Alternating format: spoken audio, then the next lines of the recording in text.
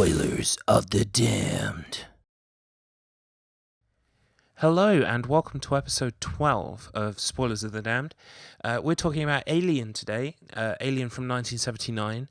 If you haven't seen it, this is your one and only spoiler warning. We suggest you go away and watch it, even if you know about the Alien series but you've never actually watched this movie. We suggest that it's a highly good time. You should go ahead and watch it. If you have, welcome to the podcast. And heads up, an apology from yours truly. For some reason, when I started recording this week's episode, the other two guys' volume is fine, but I happened to pick the wrong microphone as the source when I was recording, and as such, I came sort of away with the first half of the podcast in a very low volume. Now, the quality is not great. I've done what I can with it in terms of editing, and I feel like it is at least listenable. So what I have done is I'm going to now present that to you, but with the caveat, of course, that the quality is not great. I apologize for it. It is my fault, and it won't happen again. I've given myself a very strict telling off. So with that in mind, enjoy the episode, and sorry again. Spoilers of the Damned. Hello and welcome to Spoilers of the Damned, episode number 12. We are here to talk about Alien. If you haven't seen, I think it's 1979? 1979, yes. If you haven't seen that, somehow, now's the time to go away and watch it because we will be spoiling it later on in the episode. But for now, guys, it's been at least 2 weeks. How have you been? Good. Yeah, I've been good. Good. I'm eating pizza, by the way. I apologise in advance. Never ever apologise for eating pizza. Yeah, why should you ever apologise? Unless you've stolen the pizza. Unless you've stolen it, yes. Did you steal it? You should. Stolen pizza tastes the best. That's the That's secret the topping. Well, I stole it from Asda for... I paid them though. Yeah, I paid them, but I mean, to be fair, they saw me coming. Yeah, I think the pizza cost £3. That's a lot of pizza. There's a lot of pizza. Unless it's a little miniature pizza that's like one bite and it's eaten. You're just like trying to savour it as much as you can. So you've got a knife and fork and you just kind of open like little squares of it, like microscopic nanomachine size squares. It was a fairly good size. This is a new section of the podcast where I review pizza from Asda. By the way, Chris, Asda is a subsidiary of Walmart. So they basically are Walmart. I see. So they don't have colours, which is unfortunate. Yeah. Okay. Dude, I'd like my trolley would be half pizza, half guns. I'd take a 45. Wow. All right. Yeah. Okay. I'm one of those English people that, without getting too much into the socio-political commentary, especially today of all days, but I feel the right to bear arms is important. And as long as you're trained and licensed, yes, you should totally have the right to bear arms. Absolutely. I think it should be. Yeah. Absolutely. I think it's because that's the thing is it always bugs me when I'm not American, so I can't really comment on it, but it just bugs me as an outsider when someone says, well, we should regulate it a bit more and make it regulate so it's more difficult for people to get guns. They have to be like have their psychological background checked and like, oh, you're trying to take away my freedom. Like, no, we're just trying to make sure that sane people have the guns and not the psychopaths that are just running around shooting school children. It's like, yeah, it's fun. There's definitely a middle ground. It is fun though. It is fun though. Anyway. Sorry. It's my goal in life to get to the space and fire a gun. Not at anybody, just, Yeah. Well, Tennessee is the state for it. If you ever want to come visit, it's completely safe. We're fine. No one hates anybody. Come over. We got guns in the house. We'll go to a place where there aren't any people, and we'll just shoot the shit out of something. It'll be awesome. I just like the way you specify. It's like, I don't want to shoot anyone. I don't actually want to shoot anyone. I just want to fire a gun. Yeah, just into the sky. Nothing is over. over. Trees, right? What's that? You got a lot of trees? Yeah. I personally own a lot of trees. No, not at all. With the right gun, you can cut a tree in half. Nice. Jesus Christ. I like the cut of your jips, man. God, that's terrifying. It is, actually. A friend of mine... This actually nicely gets us onto my sort of topic for the week, but carry on, Chris. Oh, yeah. A friend of mine, he's a bit more of a southern boy than I am, but he does have a lot of guns, and we used to go out and shoot a couple of times. I got busy or whatever. But there was a time when I was holding the double barrel shotgun, and he was holding the pump shotgun, and we were just, like, sawing this door in half, kind of, because we just, like, had this wooden door leaned up against a knoll, like a muddy dirt hill, so, like, the bullets aren't going to go anywhere, they're not going to ricochet. But it just felt, like, really gangster to just be like, boom, boom, boom, boom, boom, and then the door just falls over in half. It's like, yes! We annihilated that door with the money we spent on the ammo to put in the guns that we also bought, and that was an expensive thing to do. It was so fucking fun. So it's totally worth it. You can go through that door. I just shut it back and I didn't like the way it looked. I need a new door. Yeah, exactly. Shoot that one. You just find reasons to blow shit up. Cans, like empty beer cans, beer bottles, or just, soda cans too. You don't have to be a drunk. Rocks, like road signs, not so much because the ricochet, but just whatever you want. Fucking you can rocks, shoot at it. man. You can just shoot at Rocks are they're just bastards. They sit there doing nothing. You judging me just because you're like an ancient thing, you stupid mineral. Fuck you, mineral. I wish Freedom! I wish you could come up with something else, but Do you smell if not, that? we can always call the It podcast smells like America. Mineral. Fucking mineral. Yes, perfect. It's like, what's this got to do with Alien? As someone sits down to listen to it. Yeah. So, Oh yeah, my God. I condone the activity of shooting guns under controlled environments and responsibly. So, Well, the way that you kind of framed it and using it to essentially cultivate trees and gardens gets me nicely onto the horror I've been facing this week, which is my Lovecraftian garden, which is basically consisting of huge weeds and vines, and cutting through the whole thing has been complete torture. I even managed to get my dad to do some of it for me. Very nicely, he offered, But if I had a gun, I feel like it would have been much better. Nothing is over. yeah. Go full Get out of my garden. full Schwarzenegger Oh, commando. yes. Go get oiled Yes. up and like marked up with camouflage and a big like machine gun in one hand, the belt in the other hand. You just 6 minutes in and we've reached peak Stallone. Oh, fuck. I didn't even realise I did it. He's encroaching on my brain. yeah. I'm sure it's because he's getting older and he's just trying to take over my mind. So when he, once he finally passes away, I'm just going to suddenly just transform into Sylvester Stallone. Hey, what's going on? I'm going to go work. Kidding! So... Yeah, she won't recognize you. What? No. Why? Like, what, why are you talking that way? I don't know what you mean. Trying to start something? Broke the law. I don't even know what I'm doing anymore. I'm just slurring my words. Adrian! Yeah, so I could just do that. It's okay, we've ticked that box. Crazy. Next on to the Twin Peaks box. We won't get into it too much, but basically the reason why I haven't done anything else this week is because I've been watching Twin Peaks obsessively. I think I've watched episode 3 and 4 3 times now. But check out the other episodes on the podcast. We've had some good activity this week. Oh, really? On the podcast, yeah, we've had 4 subscribers on SoundCloud, and Hey. a couple of people have liked the page, and we've had a steep kind of climb in views compared to what we used to, which is pretty much non-existent. So yeah, they're coming from somewhere, and they're staying. I mean, I'm sure some of them are bots, and hello, welcome bots. We do not discriminate. Like Ash, we don't mind. Well, we don't discriminate against bots, No. Android lives matter. Absolutely. So, Yeah. Oh god, I'm really going to piss people off with that. Well, there's another thing as well. A friend of mine at work, he never ever creates an account for anything if he can avoid it. He watches YouTube as it's suggested to him, sort of through Google's, I guess, aggregate data. So he doesn't have a YouTube account. He would never be able to subscribe to a thing, but he would still listen to stuff. I do my head in. Yeah, right? It's crazy. Like, how do you organize the things that you want to see? He's like, I don't want to see anything. Well, then why are you on YouTube? Sometimes. I just went up to the magic box and it showed me pictures. Exactly. No. He's a cool guy, but it blows me away. Like, why do you refuse to organize? It's not even that much effort. You just like put your name in. You have a YouTube account, and then you tell it what you want to watch, and then you never have to see things you don't want to watch. Why isn't that enough of a thing for him to do it? But he doesn't do it. So there could be people watching who are not subscribed, is what I'm trying to say.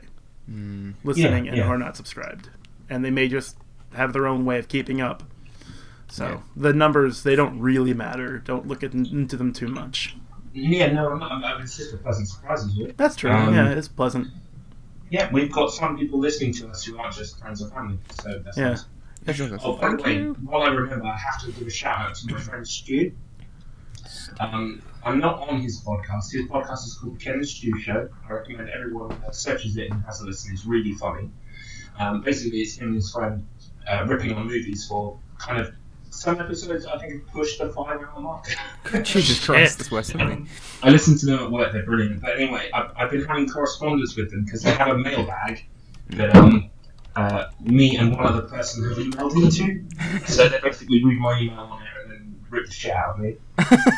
And this has been going on for a couple of episodes now. It's like a kind of a mini narrative in their episodes. He gave us a shout out when he finished reading my last email. So I thought I'd kind of do a solid and give it back to him in the same way. So I'll put a link in the description. That's good. Maybe I'll check that out. Very funny kind of movie chat. Yeah, it's very English. Well, one guy's English, one guy's Scottish.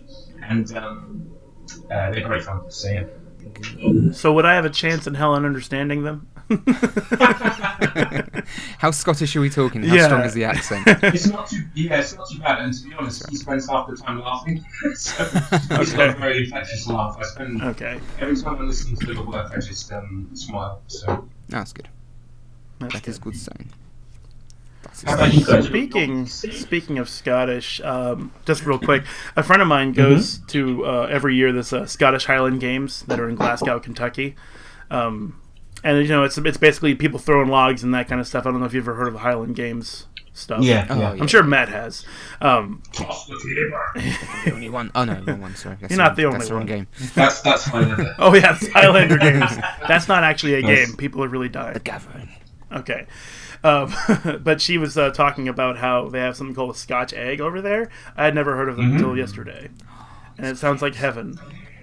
They are quite good. Yeah, so tasty. Hard-boiled egg wrapped in sausage.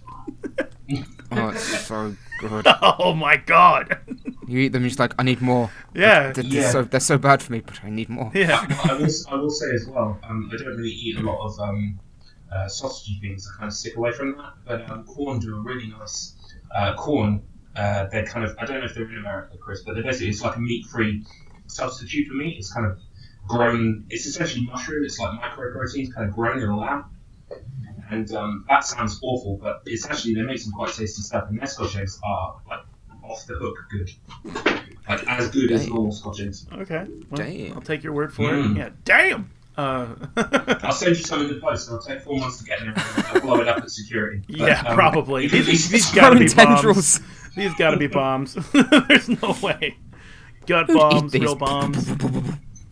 So far out. I would recommend Scotch eggs. It's one of those beautiful things, like a pasty, where they've kind of taken all of the food stuff and enclosed it in a thing that's kind of like edible packaging. Yeah, pretty much. Yeah. Yeah. So it's like there's no mess. It's all when it's done, you've finished it. The whole thing is. Yeah, it's like it's one of the things I like about pizza. Actually, is because you basically put your favorite dinner on a plate made of bread that you can eat. Yeah, exactly.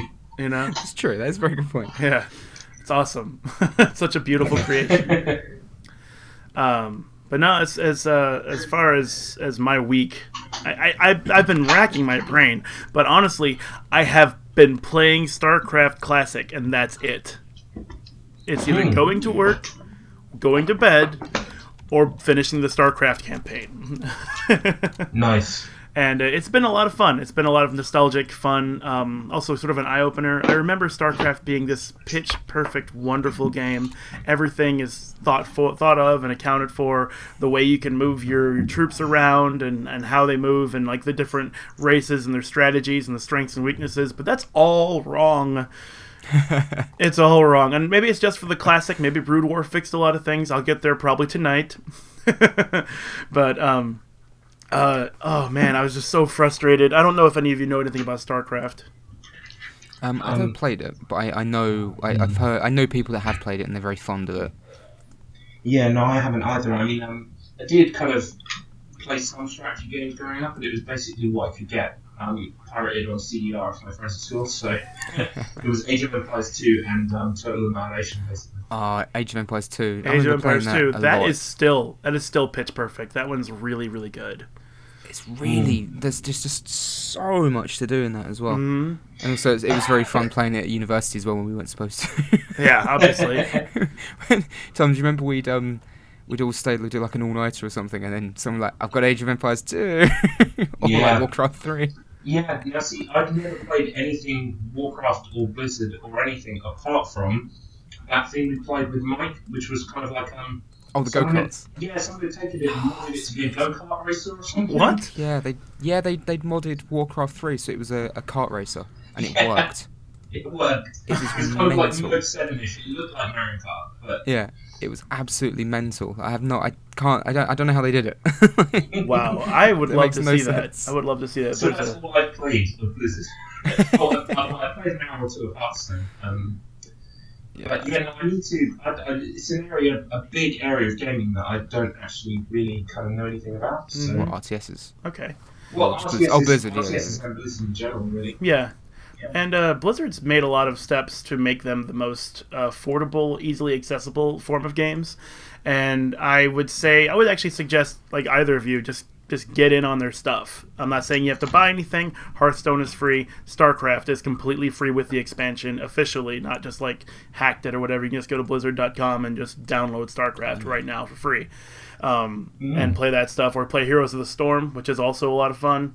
And you might remember, actually, I think 4 or 5 podcasts ago, I was like, Heroes of the Storm! And it was pretty good. And yeah, I think on that section of the podcast, you know the little subtitles I put on YouTube? Yeah. I wrote like Chris, the Wizard of Blizzard or something. You were like talking about Blizzard for ages. Yeah. I mean, it's a worthy thing. It's kind of like, I don't want to say, I guess it'd be like, no, I don't want to use that yet. It's just like, it's not watching Star Wars at this point. I mean, you could see you could see hundreds of thousands of movies because they exist and not have seen Star Wars in this day and age. But in that day and age, it was like, you haven't seen Star Wars? That's fucking amazing. It's one of the best movies of all time. How could you have missed it? Here, you need to watch it. Yeah. Blizzard games are kind of on that level, and especially because they continually support even their old games. Like a couple years ago, they made a Diablo 2 patch, and Diablo 2 came out in the late 90s. The copyright data, the copyright data for StarCraft has 1999 or 2001 to 2017, because they just recently patched it to work with Windows 10 machines.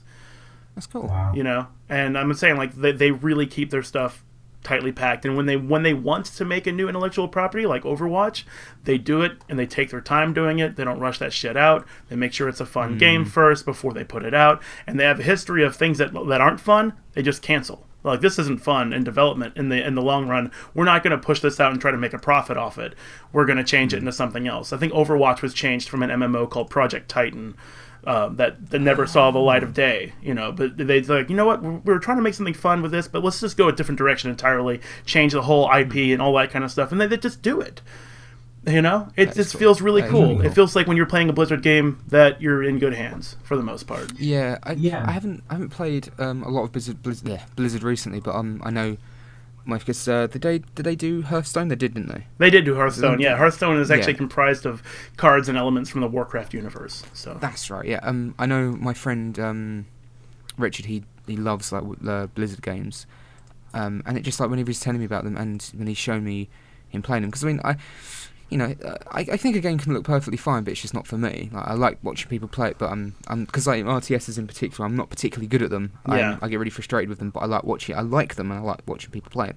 But whenever he's playing a new game by Blizzard, it always looks like you get your money's worth, and it always feels like they're not trying to rip, like you said, they're not trying to rip you off. Right. Yeah, and it looks like a finished product, like And they out want of the it gate. Yeah, And they then want make it to be better, fun. even better. Yeah. Yeah. Because that's what I'd be like if it was reversed and I was working, something like that. I'd want it to be. I'd want to release something that's good quality. I wouldn't want to just like go. The people are idiots. They'll buy it anyway. Yeah. And just half-arse it. It's like you're doing that. It's like you have to download like 10 patches like the first week of it being released or something. Right. Yeah. Like the game doesn't work. Like EA's games with Dragon Age, the Mass Effect Andromeda. That's a horror show right there. Oh my god, I've seen the bugs in it. They're hilarious. Or Ubisoft and was it Assassin's Creed Unity when there was like people whose like faces were missing? So you had like these hooded characters with just giant eyes and teeth. Yeah. It's terrifying. Yeah. I've even seen cosplayers who actually go out of the way to do the glitched Assassin's Creed character. So they have like a mask with just big bug eyes and teeth, and they're walking around scaring the shit out of people. I'm like, that's the best. That's brilliant because that's really it's very simple to do, but it's also really funny. Mm-hmm. It's some of the more creative, funny ones. Yeah, they almost look like Tarman from Return of the Living Dead. Actually, now that I think about it, with the eyes and the teeth and stuff. You're right. Actually, they do. But that's terrible. See, they should have just left the glitches in. I left it. It's funny. Well, yeah, now it is, but it wasn't funny for people who bought the game. Like, this is not what I was trying to play, Like, I got into Assassin's Creed 2, and I thought it was brilliant, because the ending was really, really impactful to me. Yeah, and then 2's really good. Yeah, then they sort of flounder it with making another 2, because people like 2. We'll just make another 2. We'll reuse all the resources, rehire all the same voice actors on a contract for a budget, and we'll just do the shit again and again, and then we'll do 3. And then 3's just like... anyway. I will say my level 2 extends to Brotherhood and Revelations. I think those 3 together as one product is really kind of like a good package. It should have been like just one long game. But, it always makes me laugh though, because I mean, you can tell that they were surprised at how popular 2 was, and that's why, like you said, Chris, that's why they just like made 2 more. That was just like the same character in basically the same game. Because I remember when I'd finally finished 2, and there's I can't remember who it is. I think it's one of the ancients, whoever is like saying to Ezio, they just say, "Your story's over," and it's like, actually no, because we realised we can make more money from you, so your story isn't quite over yet. Yeah. Well, actually, he did other things. It's like Desmond is the one that's supposed to be getting all of this information, so it's like Ezio is just kind of like a conduit for that. Oh yeah, I did like it though when. Sucks. I did like it when when the ancients is like talking. Ezio thinks he's talking. It's he or she's talking to him. He's like, "I'm talking to Desmond." He goes, "The fuck is Desmond?" I'm Ezio. Fuck you. He's just Desmond. He's like, "What?" But did you guys ever finish Revelations? No. I did, but I don't remember any of it except if I recall, Revelations was the one where you could construct bombs. Yeah, okay. Because the one thing that I love about Revelations was that you could get a gigantic bomb, fill it with lamb's blood, climb up on a wall behind a town crier, and just drop it on his head. Blood everywhere in the middle of the news. And everyone's like, holy shit! No one's hurt. Everyone's scared. And they just start running. I'm like, ha, this game's awesome. Run for me. Fear me. Basically, yeah. Well, aside from that, the ending of Revelations is pitch perfect in my opinion. It's brilliant, and I feel they kind of that's where they kind of shot their load, and then 3 was just a continuation that shouldn't have happened. I heard really horrible things about 3. Like a lot of my friends, because we were still at uni when it came out. I remember a lot of like Mike bought it. Chris, our friend Mike, we went to uni with him. I remember he bought it, and I asked him about it. One time he just looked at me and just shook his head. He was like, "No, no, don't get it. It's so boring." I 6 hours and just gave up because there was no personality there for me. Yeah, everyone was saying the main character was just so bereft of charisma. You go from someone like Ezio, who's like, "I'm Ezio Auditore," and then you go to someone who's like, "My dark past, and I will destroy my enemies." You're like, "Oh fuck me, this is dull." Yeah. I did like 4. I really liked 4. Because 4 was fun again. Black Flag. Yeah, Black Flag. I stopped again. Oh, you have to. He does get. You have to get past a certain point, I think. But I really like the main character because he just feels like an average guy who just kind of just fell into it because he's not an assassin. That's the one I want to go back to because this weekend we watched Pirates of the Caribbean again, the first one. Oh, the first one's good. Yeah, the only good one. And that kind of made me think, oh yeah, this is kind of like Black Flag. I should play Black Flag. Yeah. I have to differ on the Pirates of the Caribbean. The first one is phenomenal. I love every second of it. Every second of it. The moonlit fight scene with Barbossa and Captain Jack Sparrow at the end is legendary to me. I love that section. So good. But I love the fuck out of Blackbeard. I'm sorry. On the one with I haven't actually seen that one. Oh. On Strain to Tie? Yeah. The fourth one. It's the fourth one. Yes. Because third one was just... Watch the fourth one. Skip second and third. Those don't really matter. Especially the second one. The second one does that thing where it's like, wow, the first one was so successful. Let's just do that again. Same jokes. Break it up to 11. Yeah, they do the exact same jokes. Where's the rum gone? You know. The worst thing they did in those two sequels was they introduced the Kraken, which was this really awesome, seemingly unstoppable monster. And you knew that they weren't going to destroy it in the first movie because you don't destroy the big unstoppable monster in the first movie. So a lot of us, we saw it and that was alright, but we were thinking oh wow, how are they going to finally destroy the Kraken? And then they just fucking kill it off screen in the third one because someone tells them to do it. The guy has his heart, it's like, destroy the Kraken, and so the Kraken just dies off camera. Oh, yeah. I'm like, why did you get rid of the Kraken? They could have used the Kraken at the end, you dumbass. That's just an example of writers coming up with something that's unstoppable and realizing they have no way to get rid of it. Yeah. Yeah. The second. How do we shit? The second and third movies definitely felt like they just took a script, put it in a shredder, wadded it into a shotgun, just blasted it into the air, then put it back together again with some tape and glue and said, "Okay, read from here." And it's so like, bad. Oh shit. Yeah, pretty much. Well, the second movie, we'll just do what we remember from the first movie, and then hopefully that'll be enough. And then it was. And the third movie was whatever, but I'm telling you, the fourth movie as a standalone Jack Sparrow adventure is pretty good. I enjoyed it. I love their interpretation of mermaids because they bringing it back to the that's right, to the horror where they eat people. They're not just pretty ladies in the water. Blackbeard was a pretty good villain. I enjoyed his presence, his charisma. He wasn't just I'm a bad guy, but he's a fucking bad guy. Oh man! Oh, that's it. He's played by Ian McShane, isn't he? Sure, he's played by a man. For me, he is Blackbeard. Ian McShane is the guys in American Gods, yeah. Yeah, he was Al Swearingen in Deadwood as well. Yeah, Deadwood. I haven't actually seen Deadwood, but I've heard everyone and they're not great about Deadwood. Deadwood's fantastic. I still can't believe that was ever cancelled. I can't fucking comprehend because it was that good. Like Firefly was Deadwood. Good? Yes.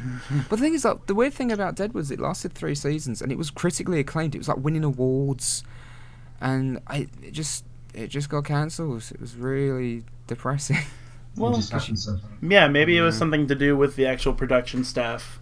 Did anyone get hurt? Did somebody want to quit? I mean, it is a job after all. So, imagine if you can't leave your job for 10 years because you're contractually obligated to fulfill, the story of your job, Yeah, it's true, actually. But Ian McShane, Ian McShane's, he's brilliant. He's also in John Wick as well, John Wick 1 and 2. He's the very effeminate gentleman that owns that establishment with all the assassins, I love it's like their own little world. It's like, this is our little club where we don't kill each other. Yay! Wait. So the guy who played Blackbeard plays an effeminate dude in John Wick? He's kind of... Yeah, he's the guy that owns the... Kind of stylish and refined, okay. Sat in the back of the John Darling. Now I want to see that movie just for that. I just I love an actor who can go from Blackbeard to effeminate anything. That'd be awesome. Kind of like Willem Dafoe in Boondock Saints. But I've never seen Boondock Saints. Okay, you like guns?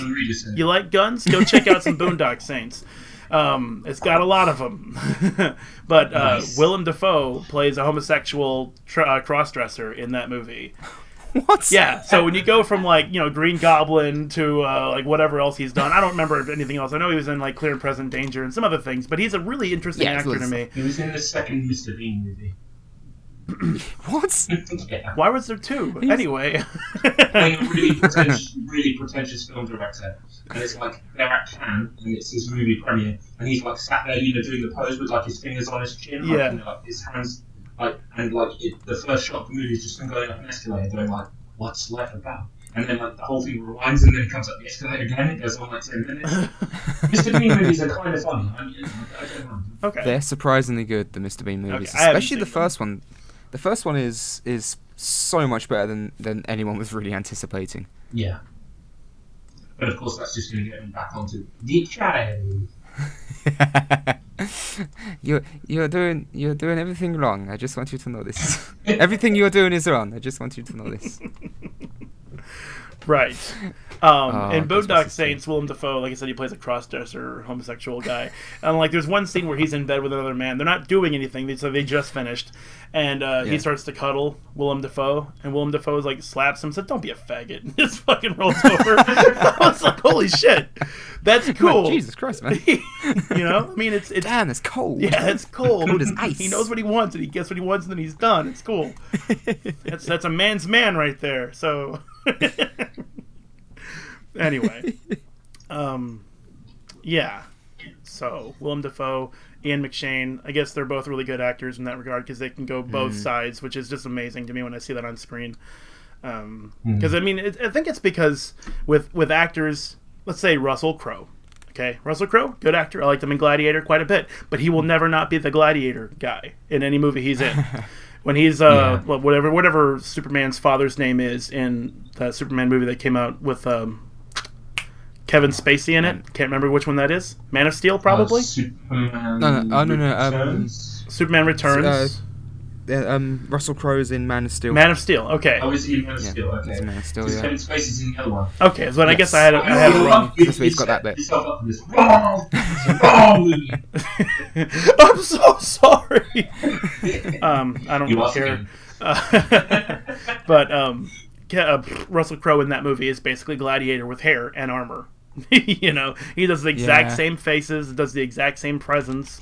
Like, the only movie I've ever seen him do something else in is that movie that I can't remember what it's called, but it's a movie about the cigarette industry and a man who's trying to expose how cigarettes are actually harmful with scientific evidence, and people are trying to like quiet him or something. He basically plays an accountant in that movie. He's the main character, and he plays an accountant in that movie who can speak Japanese, and he's like, cultured and educated and all that kind of stuff.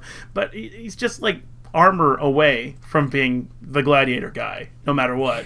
Just put some armor on him and a sword, and he's that guy. Even if he's trying to pretend he isn't, he's still going to be that guy. Master and Commander, Russell Crowe is still that guy. He's just on a boat. So, yeah, I can see that. Anyway. The last thing I saw him in was Les Miserables, and he's memorable in that. Is he? Okay, I haven't seen that one. Mainly because he's trying to sing and not doing a very good job of it. Is it like is it like when Pierce Brosnan tries to sing? you go, just stop, Pierce, just stop it. Oh, bless him. I'm trying to sing. I have a soft spot in my heart for Mamma Mia because the job I'm currently at, I had the interview for it the day after I first saw the movie, and me and my wife kind of saw it together. And then we went on our honeymoon to the place where it was filmed because it's very pretty. So I have a soft spot for that movie, and I have a soft spot for Pierce Brosnan. I don't know what it is about him. I just like him. Yeah, me too. Such a bad actor. I like him, but it's just cringy. I sat there the whole time thinking, oh. He's like, I'm trying to sing. I'm Pierce Brosnan. You're like, oh, Pierce, just get something. Just mime. Get someone else in, please. Then again, it's not the worst performance I've ever seen. One of my favourite Pierce Brosnan performances, and by that I mean his worst, is probably in the delightfully awful sci-fi thriller the Lawnmower Man, which was incorrectly, when it came out back in the 90s, it was incorrectly listed as based on a story by Stephen King. And it's like, what it meant was use the title from a Stephen King short story because it has nothing to do with the story. Nice. Yeah. And I think he's supposed to be like an American scientist, and it's just hilarious as he tries desperately to keep the accent going, and he can't do it. He can't do it very well. And it's a really, really funny movie. It's a movie where a man gets beheaded by a floating lawnmower. A floating lawnmower? Is it a floating? Oh, no. It's like chasing him through the house because someone's like psychically controlling it. Okay, I was trying to understand why you would create a floating lawnmower when you needed to be as close to the ground as possible. So the guy like runs out of his house. It's like in like the suburbs in America, and he runs out into his garden, but he like falls down the steps, and then he turns around, and the lawnmower like jumps off the steps onto him. And he's like, no, I could roll out the way. It's a really funny movie where a man literally absorbs. The internet absorbs him. Like his body mass just like goes into the internet because that's how the internet works, right? Yeah. He's in the Ethernet. Yeah, we've seen Freakazoid, right? Lawnmower Man's a really funny movie that takes itself way too seriously. Wait. Which makes it really funny. So that was Lawnmower Man? Is that what you're saying? The Lawnmower Man. Oh, wow, okay. With your accent, I didn't pick up that you said Lawnmower Man. No. Yeah, I've always seen Lawnmower Man, and it's like this Tron-esque movie cover. I'm like, why Lawnmower? Yeah. Why Lawnmower? Why? it's like the two like CGI things kissing, isn't it? It's a really weird. It's a really like strange like dreamlike poster, but I think it's called the Lawnmower Man because it's the handyman. I can't remember his name, Judd or something. He's like really simple. Okay. He's played by a really really good actor. I can't remember his name now, but he's really simple, and then they run tests on him and make him really intelligent. And then he turns into a villain because, of course, he does. Of course he does, right. And he sets someone on fire with the power of his mind or something stupid like that. It's really funny because it takes itself really seriously. Yeah. And it's got hilarious early 90s CGI. It's like, whoa, look at the internet. Whoa, you're flying through the internet. Virtual reality. Whoa. Yeah, it is literally. It's like an episode of Reboot. You know, go, oh, Jesus. Yeah. It's like, actually, the Reboot looked better. Yeah. It's really funny. Another movie I remember Pierce Brosnan was in, I think it was the first movie I've ever seen him in, to be honest, was Mrs. Doubtfire. Oh, I always forget he's in that. I always forget he's in that. Yeah, I think it's interesting that people forget that he was in that. He was the smooth, suave new boyfriend that Sally Fields was going to see instead of Robin Williams, who then turns into a woman to try to whatever. And eventually, Robin Williams, Mrs. Doubtfire, throws out an orange at Pierce Brosnan's head, and he's like, "What the hell? Did somebody throw something at me?" And she was like, "Oh, he went that way. It was a run by fruiting." I was like, "What?" And I just... Oh, go ahead. So I was going to say, I can't look at Mrs. Doubtfire anymore without thinking of Arrested Development with Mrs. Featherbottom. I haven't seen it. Oh, no, I haven't seen it either. He dresses up as... he basically, to get close to his children again, he dresses up as Mrs. Featherbottom, I'm your new nanny. Oh, God. It's hilarious. Like, he tries to do like the Mary Poppins thing off the balcony and just like lands on his face. Right. Oh, it's pretty. But yeah, sorry, go on. But yeah. The thing is that after that movie, I saw him in GoldenEye, and then he became James Bond, and I was like, oh yeah, he makes a much better James Bond. In fact, in Mrs. Doubtfire, now that I know him as James Bond, Pierce Brosnan seems way more like an alien out of place in that movie. That wasn't very good. But I want to talk about Alien now. Oh, dude, that's a segue. Oh, the segue strikes again.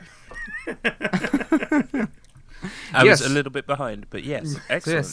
So the film this week I picked was the classic Ridley Scott 1979 film Alien, because it's not only one of my favourite horror films, but it's one of my favourite films in general, I think.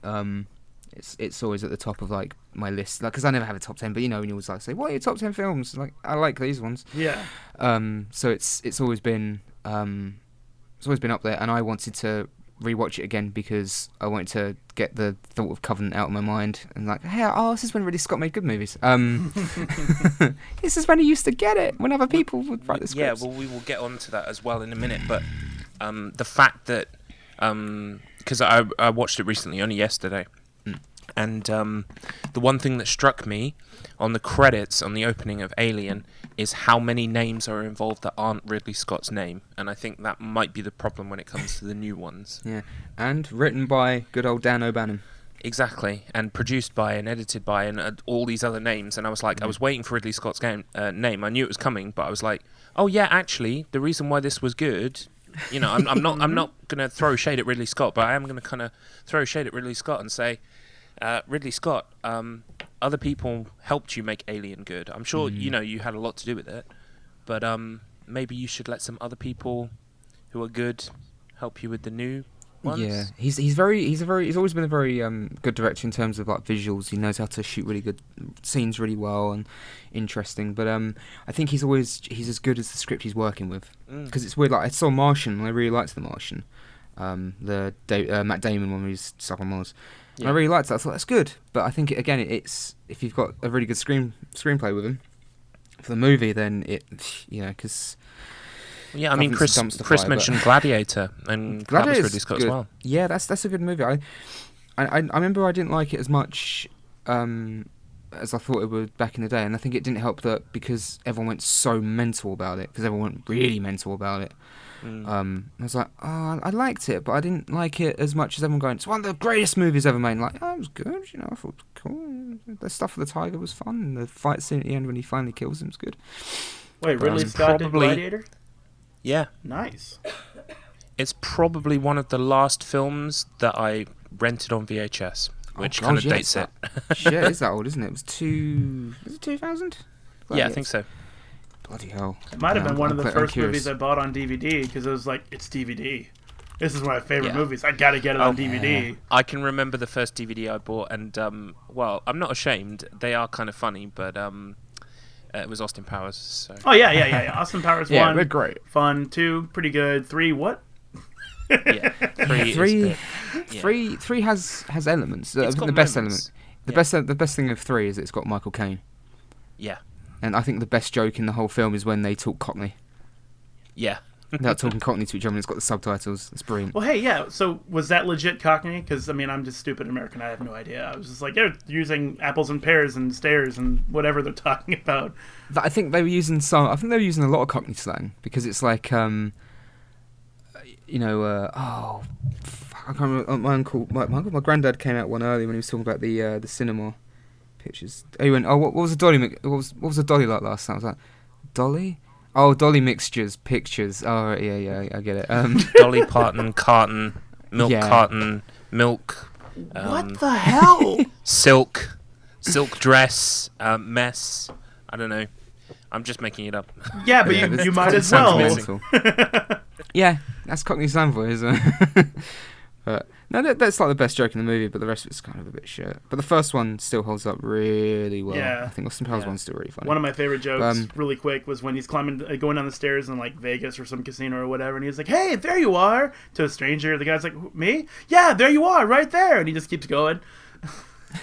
That's awesome.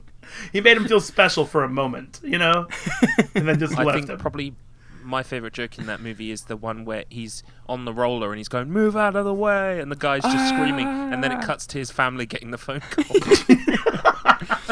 Sorry.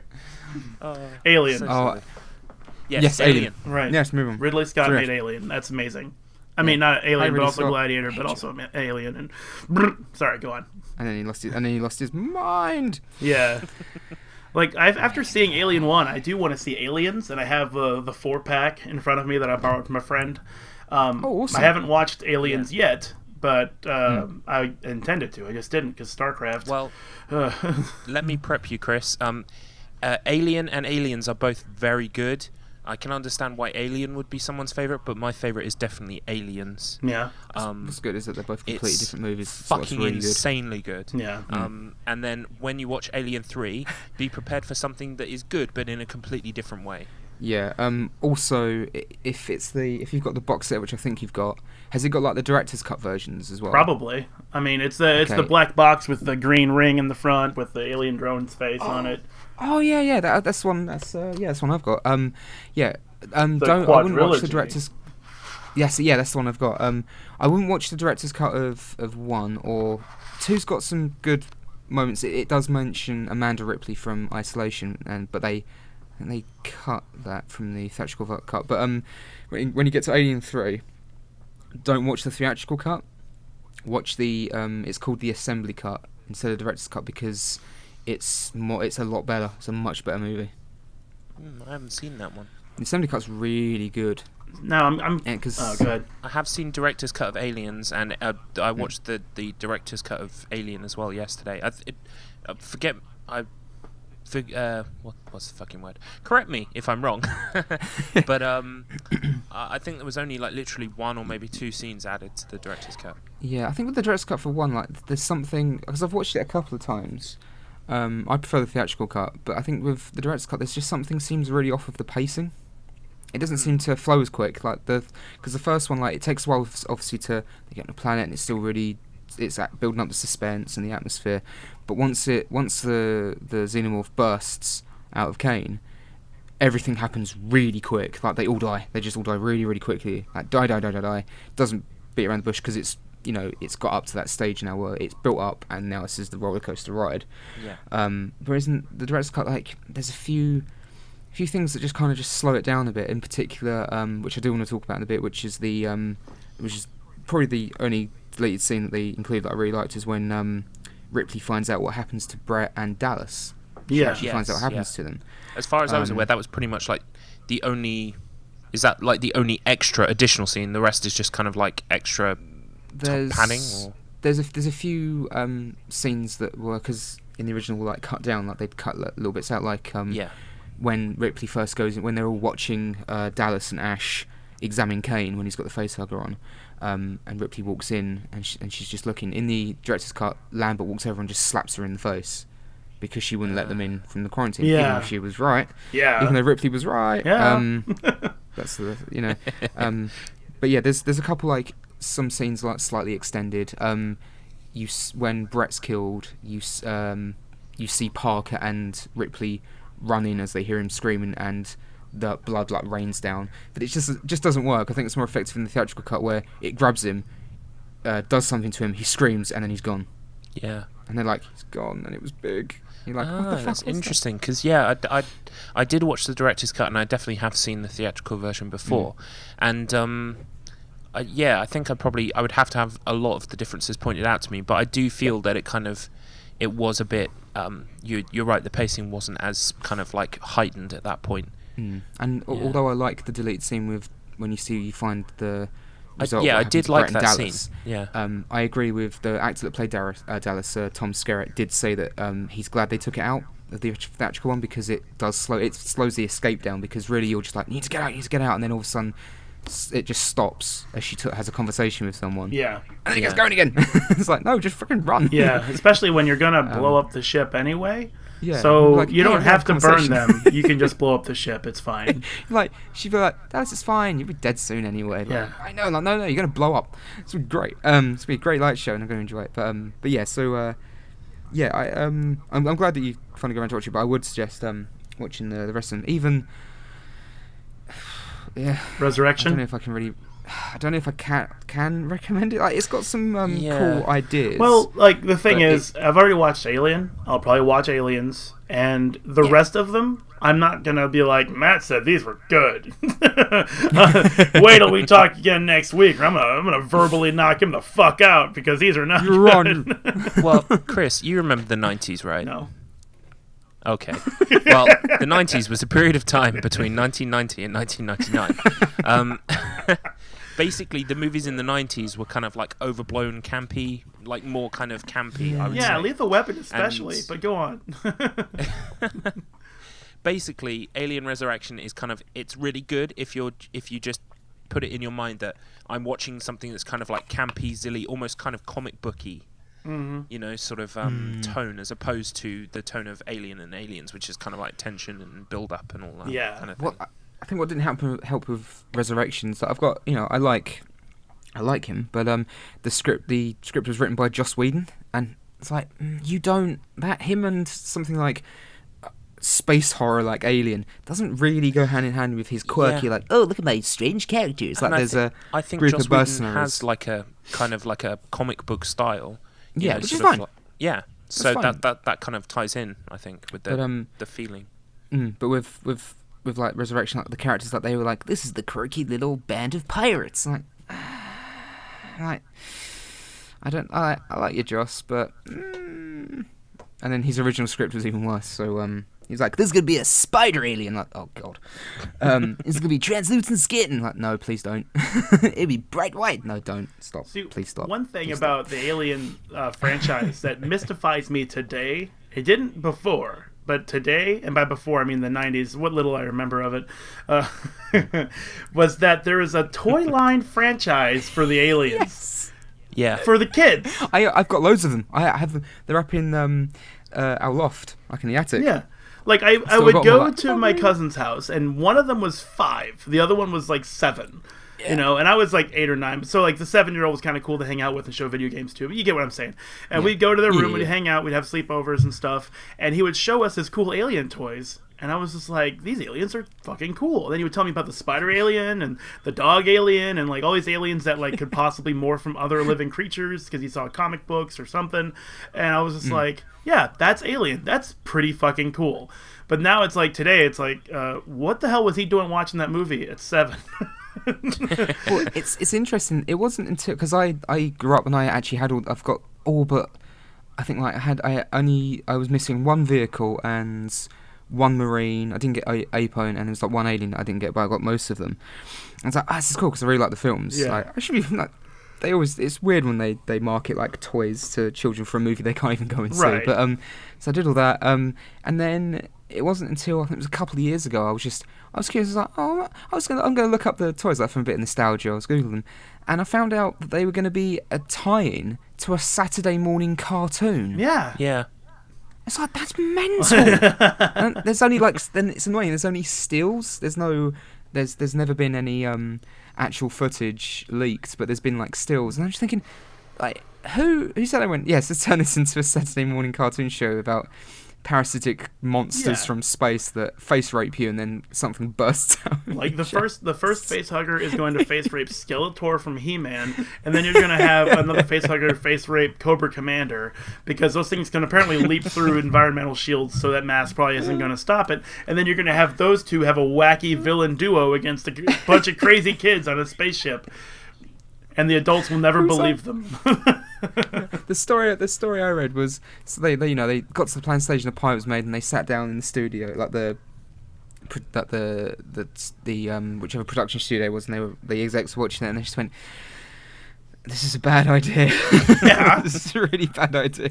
Absolutely. I mean, they toned down the How'd you Turtles make for it the work? Saturday morning cartoon bit. You know, the Turtles originally was a bit darker. Leonardo killed people. He stabbed Shredder at the end of the first issue. So it's like, that was supposed to happen, but in the cartoon show, it's all wacky pizza having fun times, which was fine because we were kids and we didn't know any better. So I just can't imagine what they would do to Alien to make that wacky having fun times. I can't comprehend it. Yeah. It's like, whoa, acid for blood. Oh, I'm melting. Yeah. Like, hey, wacky hicks. But we have like a 12-year-old girl with first aid spray that'll heal you right up, and now you're fine, or something. Anyway, speaking of Alien. Yes, back to the original. Alien, the first one is, like I said, is one of my favourite films of all time. I'll just talk first about it just very quickly, because then I can let you two talk about what you liked about it, and we can talk about all the subtext and the context and all that stuff. Yeah. And I saw it as recent as last night. I went to the Prince Charles Cinema in Leicester Square with my girlfriend, and we went to go and see an original 70mm reel showing. And when we ordered the tickets on the Prince Charles website, because basically, to put into context for you, Chris, Prince Charles Cinema is a cinema in London that just shows old films. So they're kind of like a specialist kind of. They do it at events and stuff. Yeah, so they like show the room, like Tommy Wiseau's the room, and Tommy Wiseau comes along and does speeches. I saw Highlander last year, and it had Christopher Lambert and Clancy Brown on stage talking about it. Next month they're showing The Thing as an anniversary for that. So we went to see that, and there was a disclaimer saying because it's an old reel, it's like a really original old one. There's imperfections, there's scratches. It's got like kind of like a red pinkish tint to it because it's so old. Yeah. It's like it kind of adds to the atmosphere. And when they started, like you got like the classification that it was rated as an X.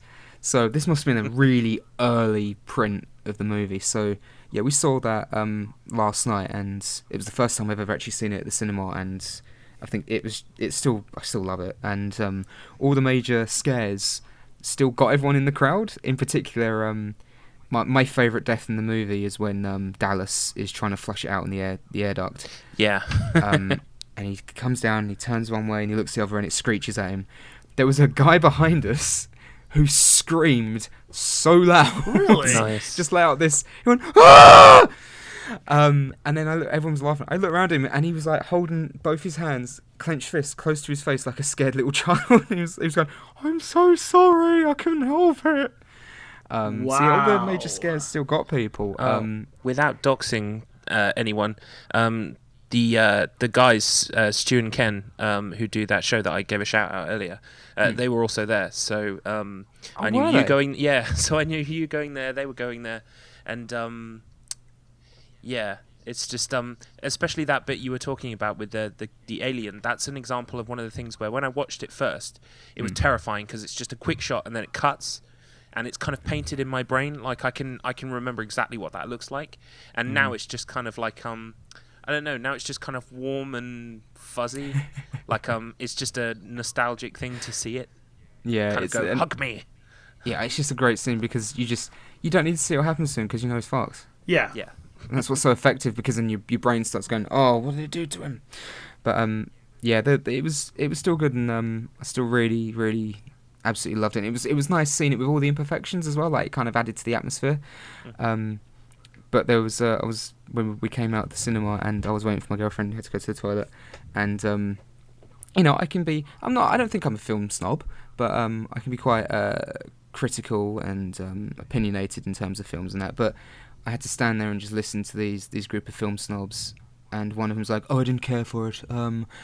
I didn't think it was very good, and I was deeply appalled by the imperfections, and it shouldn't have been a pink or a red tint. It should be black because it's in space." And I'm stood the whole time just thinking, well, it's on the website. There was a disclaimer when you bought the tickets saying, warning, there were imperfections because it's an old reel.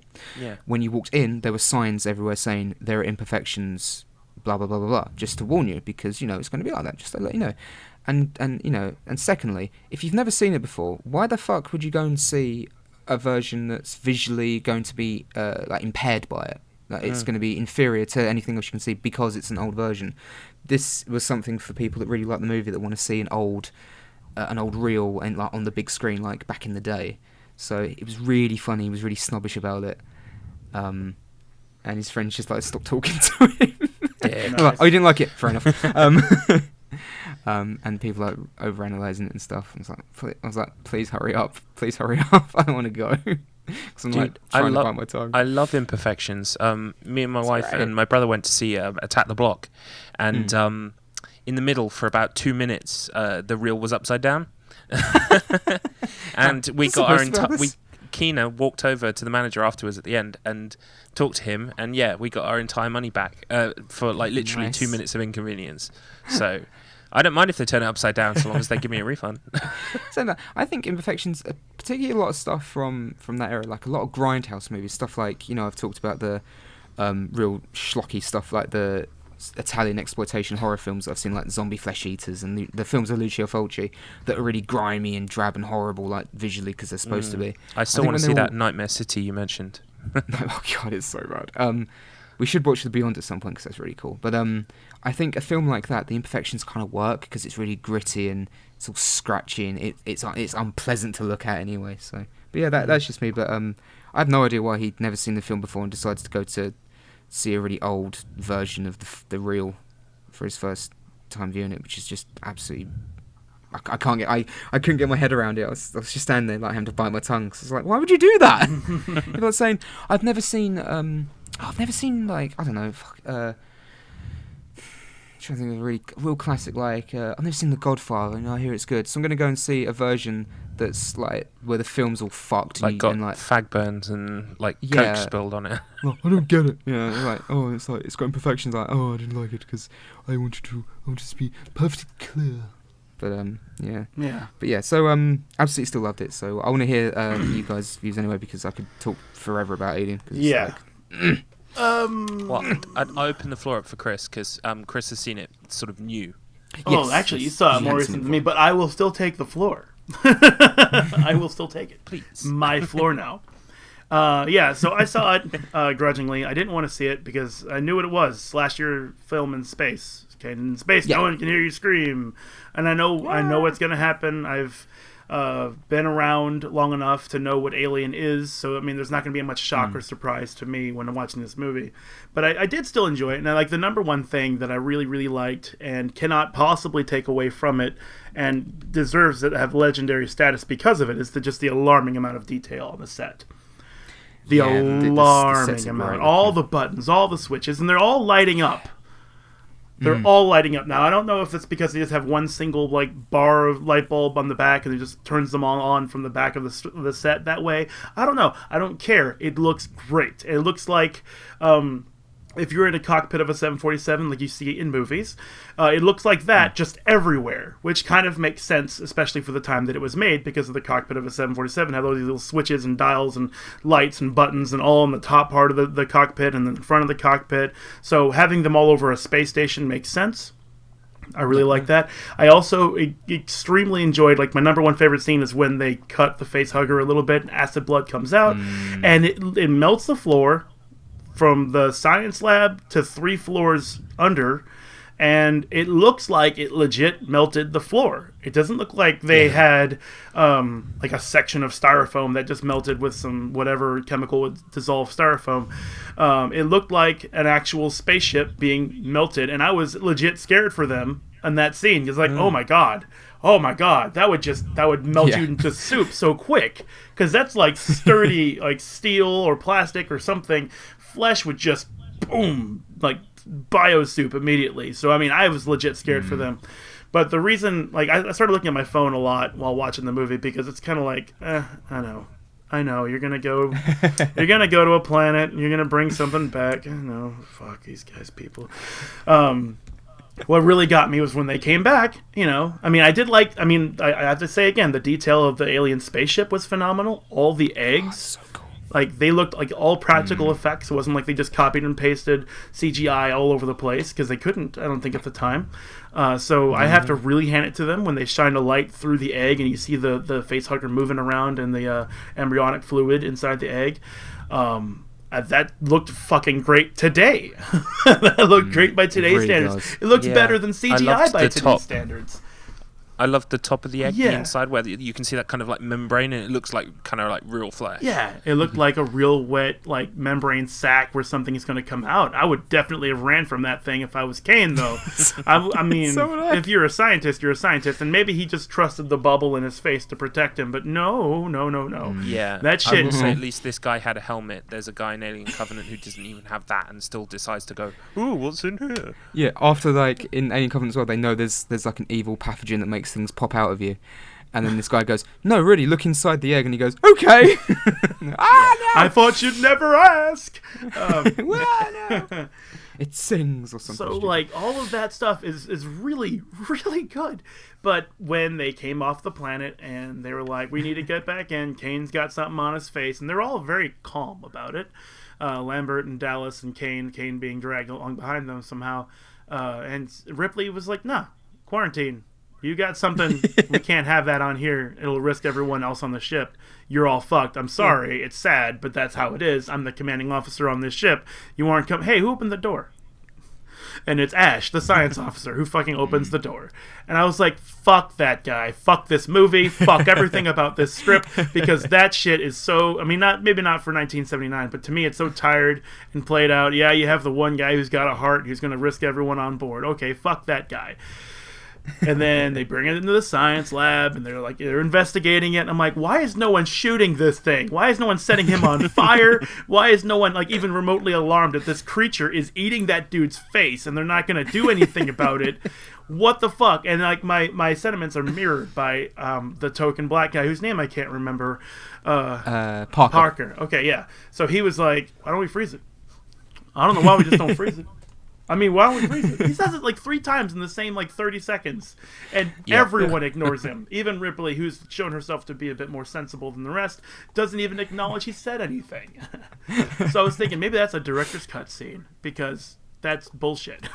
There's no reason they could just ignore him. He's making perfect sense. You could bring it back to an actual controlled lab. They could do all their testing there. If it gets out of hand, it'll be an enclosed environment probably. You get people with guns or swords, laser blasters or whatever to kill the damn thing. You're not equipped to handle it here. Don't handle it here. I don't understand why no one's listening to this man. I would be freaking the hell out. I'd be slapping people. I'm saying words. Listen to me.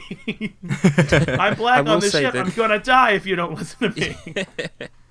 I will say the one thing that struck me this time, sort of, I guess this must have been, I don't know, the 4th or 5th time I've seen this movie, was the inter-character relationships and how people kind of speak and act. And I think the characters are all incredibly believable because they're written like real people, and they say things like real people, and also ignore other people saying things like real people. Like you're saying, he's because Parker and is the other guy Dallas. No, the other guy's Brett. No, Dallas is the captain. Yeah, Dallas is the captain. Brent is the one with the hat, who's Parker's best friend. Brett is the guy who was in Fire Walk with Me. Yes. Yeah. He is one who's always saying, right. Yeah. He always says, right. The banter between, and I hate the word banter, so that should say something. I'm using it. Between Parker and him, and how they're kind of always talking shit about the company and joking and palling together. Yeah. And so, I found it believable that they would kind of ignore his talking about freezing it and stuff because, it's just those guys, they talk shit, they kind of sit there kind of ribbing on the company and stuff. Yeah.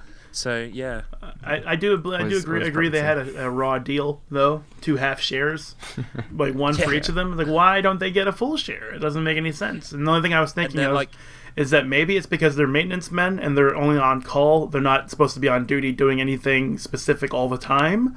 So they're doing half the effort. If the ship didn't require any assistance or repair whatsoever during the trip, they would just have a free trip. So a half share would be logical, I guess. And I kind of liked that I could think about that, and it makes sense in the universe that they built in the movie. So, Yeah. Because they're just, essentially, they're just like space truckers. Yeah. Space truckers. Also, the name Nostromo for a spaceship is a fucking cool name for a spaceship. Yeah, I don't know what Nostromo is, if it means anything, but I don't care. It sounds awesome. It probably does, but I just love the name, the Nostromo.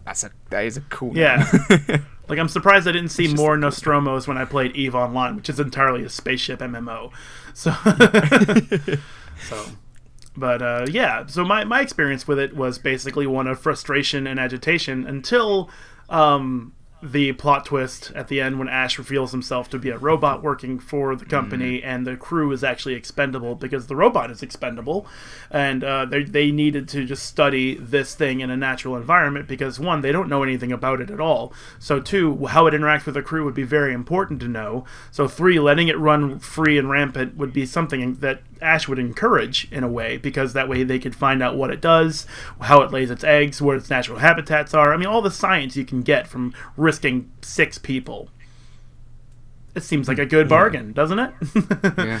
So, and then it's like you're saying, so that's because it's twist, because then everything, all the frustration, why is he letting it in? And then that's it. As soon as that happens, you realize, oh, for fuck's sake. Yeah, so that's what it is. Makes so much sense now. Yeah, everyone's expendable. There's no reason for Ash to even think of his own survival. He's just a program in a robot chassis doing things built by the company to do things.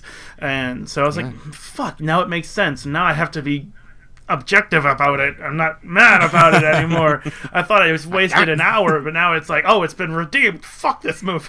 Damn it.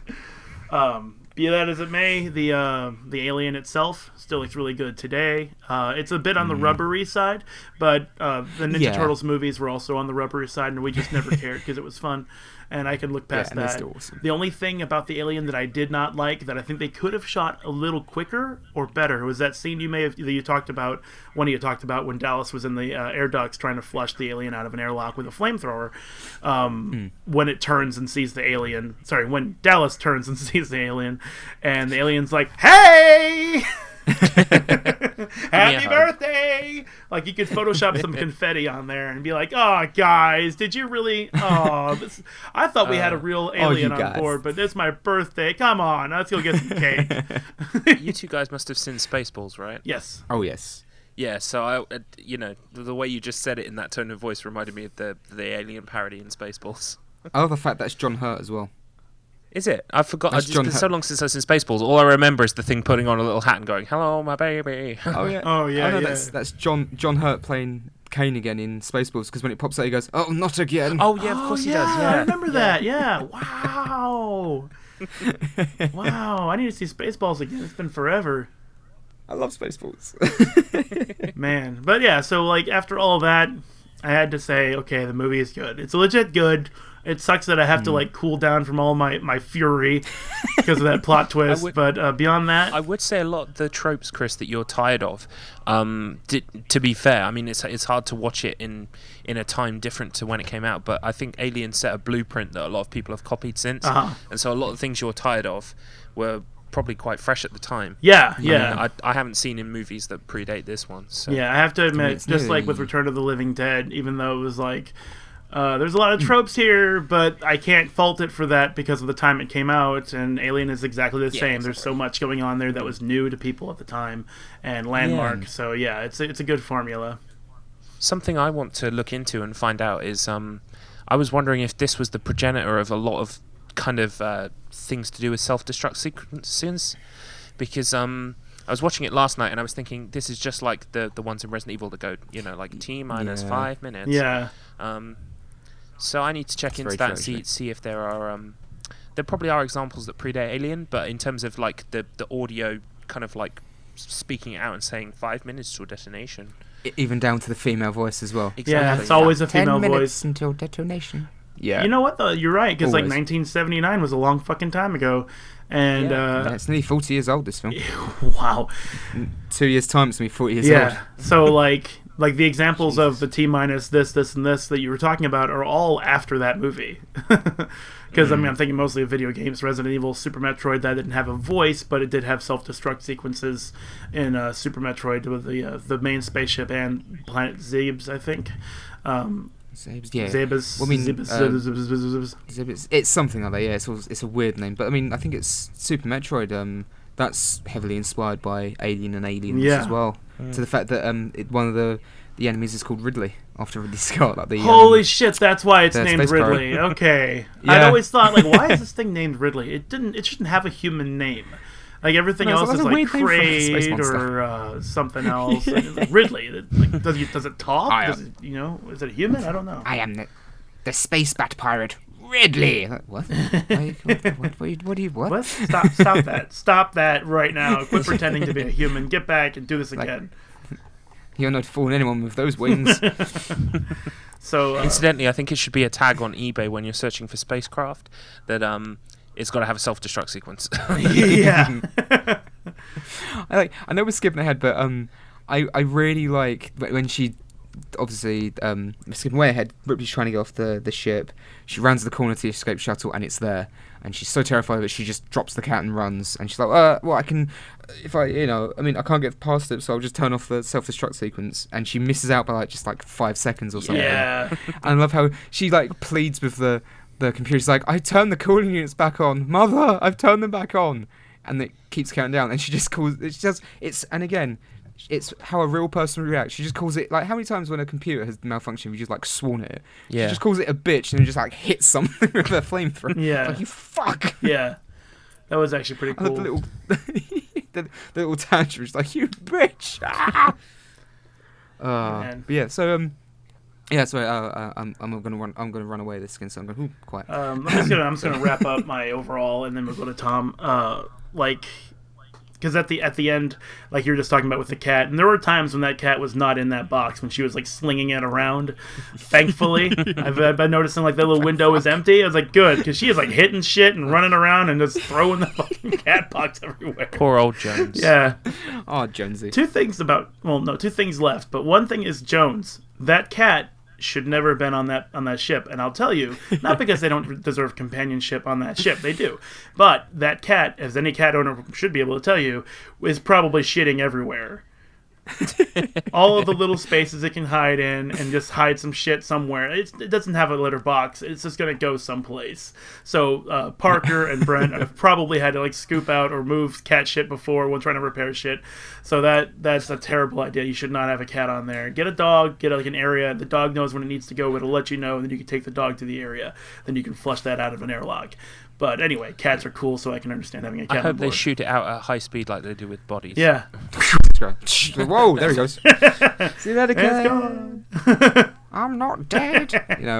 And the other thing is at the very end in the space in the escape shuttle, everything calms down. You think that it's over, and it should be.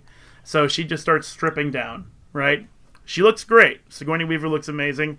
Her underwear is way too small for her. And shit had to be on purpose. I was making a point to my wife yesterday that apparently like the costs involved in manufacturing knickers is so incredibly insanely highly priced in this universe that they basically make the smallest, most tiniest knickers possible. I know. Just to Like, I didn't mind that she stripped down at all. I did mind that it was such a clear shot. Like, okay, this is the TNA section of the movie. And like you said, Sigourney Weaver, she looks fit, she looks amazing, but those panties were probably made for 12-year-olds.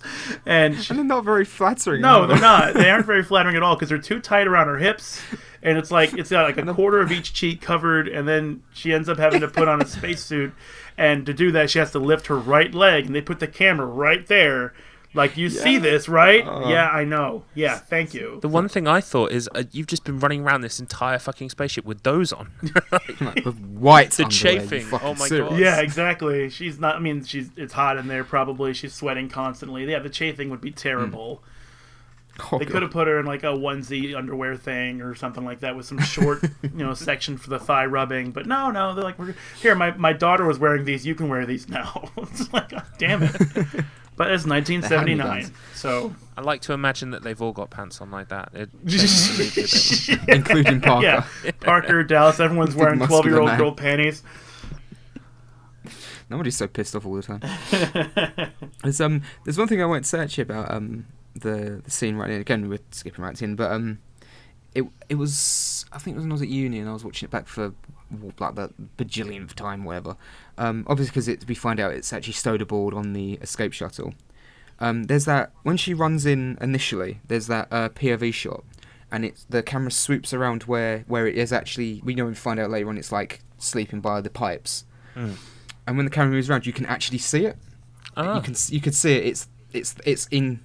There was never a moment where if those pipes have been shown before it's actually revealed. Like as soon as you go in there, you can see it. Oh my god, that's awesome! It's so cool. But first time I noticed that, I was like, "What? Well, no. Go back, pause." It's like, oh my god, you can see it the whole time. It's like it's right there. But it was so well hidden. Obviously, it's not until the shot's right up close that you can realise that's an arm. Oh no. Wow. But yeah. All right, Tom, you can have the floor now. Yeah. Yeah. Okay. Well, it was great to revisit again. I have a newfound appreciation for it because of recent events involving Alien Covenant, which we won't mention or talk about ever again. The thing I like the most about this movie, and I feel is missing from the newer ones, is this feels like a very lived-in universe. It feels dirty, heavy, industrial. It feels like you said, Chris. All of that set is there, and the people can interact with it. Yeah. It's not CGI. It's not swish or kind of like clever looking. It just looks. It looks like a mundane kind of like piece of equipment. And I think that's what I like about the whole movie itself, is that the characters feel believable. They feel literally like you've taken truckers, like you said, Matt, from our time period and just kind of projected it forward, like what people will be like in, say, 300 years or so when they're out in space doing the same thing. And the fact that they talk, they shoot the shit, they talk about how much they hate their jobs, or whether they're going to get a full share, or the food. Yeah, exactly. Yeah, like little squabbling things. Yeah. And I mean, I don't want to spoil Aliens for you, Chris, but there is more talk of how the shit the food is. So it's like it's good for you, boy. Eat it. Cornbread. Yeah, no, I appreciated it even more given recent events in the cinematic universe. So it was nice to return to it and forget that they exist. Yeah, because that's one thing I've always liked about it, and the sequel does have that to an extent as well. Obviously, it's a larger cast because it's a bigger movie, but it's the fact that all these characters, it's not only that they feel believable, but you believe that these people have been working together. Yeah. Because it's just the way that, like, some of them just, like, really sick of this shit. Yeah, there's some camaraderie, but there's also kind of like grievances, and you can tell that there are kind of like people who don't have time for other people's shit. What's like one of my favourite? There's two of my favourite little character moments in the film. It's before anything's really kicked off. Is when there's just one shot where it's Brett and Parker walking around like the engineering deck, and they're just like moaning, like, "Oh, no one ever comes down here." No, yeah. And they're like, and Parker like makes a joke saying, "Don't come down here because I don't like you," and it's funny. And then when they're doing the repairs, and they're saying, "Oh, but it's probably going to take us." Like, Brett goes, tell him 17 hours, and Parker just says, it's going to take 25 hours. Yeah. And then Ripley says, oh, I'm going to come down. And then it's just the way Parker says, what the fuck is she coming down here for? And Brett's like, she better fucking stay away from me. And that just felt so genuine, because that's what people are like. Like, just, why are you coming down? Why are you here? I'm doing my job, fuck off. Well, yeah, and I want to say R.I.P. Brett's pen as well. Here's your pen back, Brett. Oh, yeah. Right. Gives it back smoking. Like, in my head, I can almost hear them thinking in their head, is the company going to fit the bill for this? My damn pen. Right. And all Parker cares about, like, all Parker and Brett care about is money. They want to get paid. I wonder if that pen was also made of whatever the styrofoam stuff is that they melted on that set. You know, was it a real pen, or was it just like, here's a fake pen that you would probably have in space, we're going to use this in the scene, it's going to melt, and we're going to hand it back to you. I don't know, I just think that's interesting. Sorry, go on. It could have been something just as simple as, like, you might have just had, like, incense in it or something. Yeah. And again, like, that's the time where you could just be creative with this stuff. Yeah.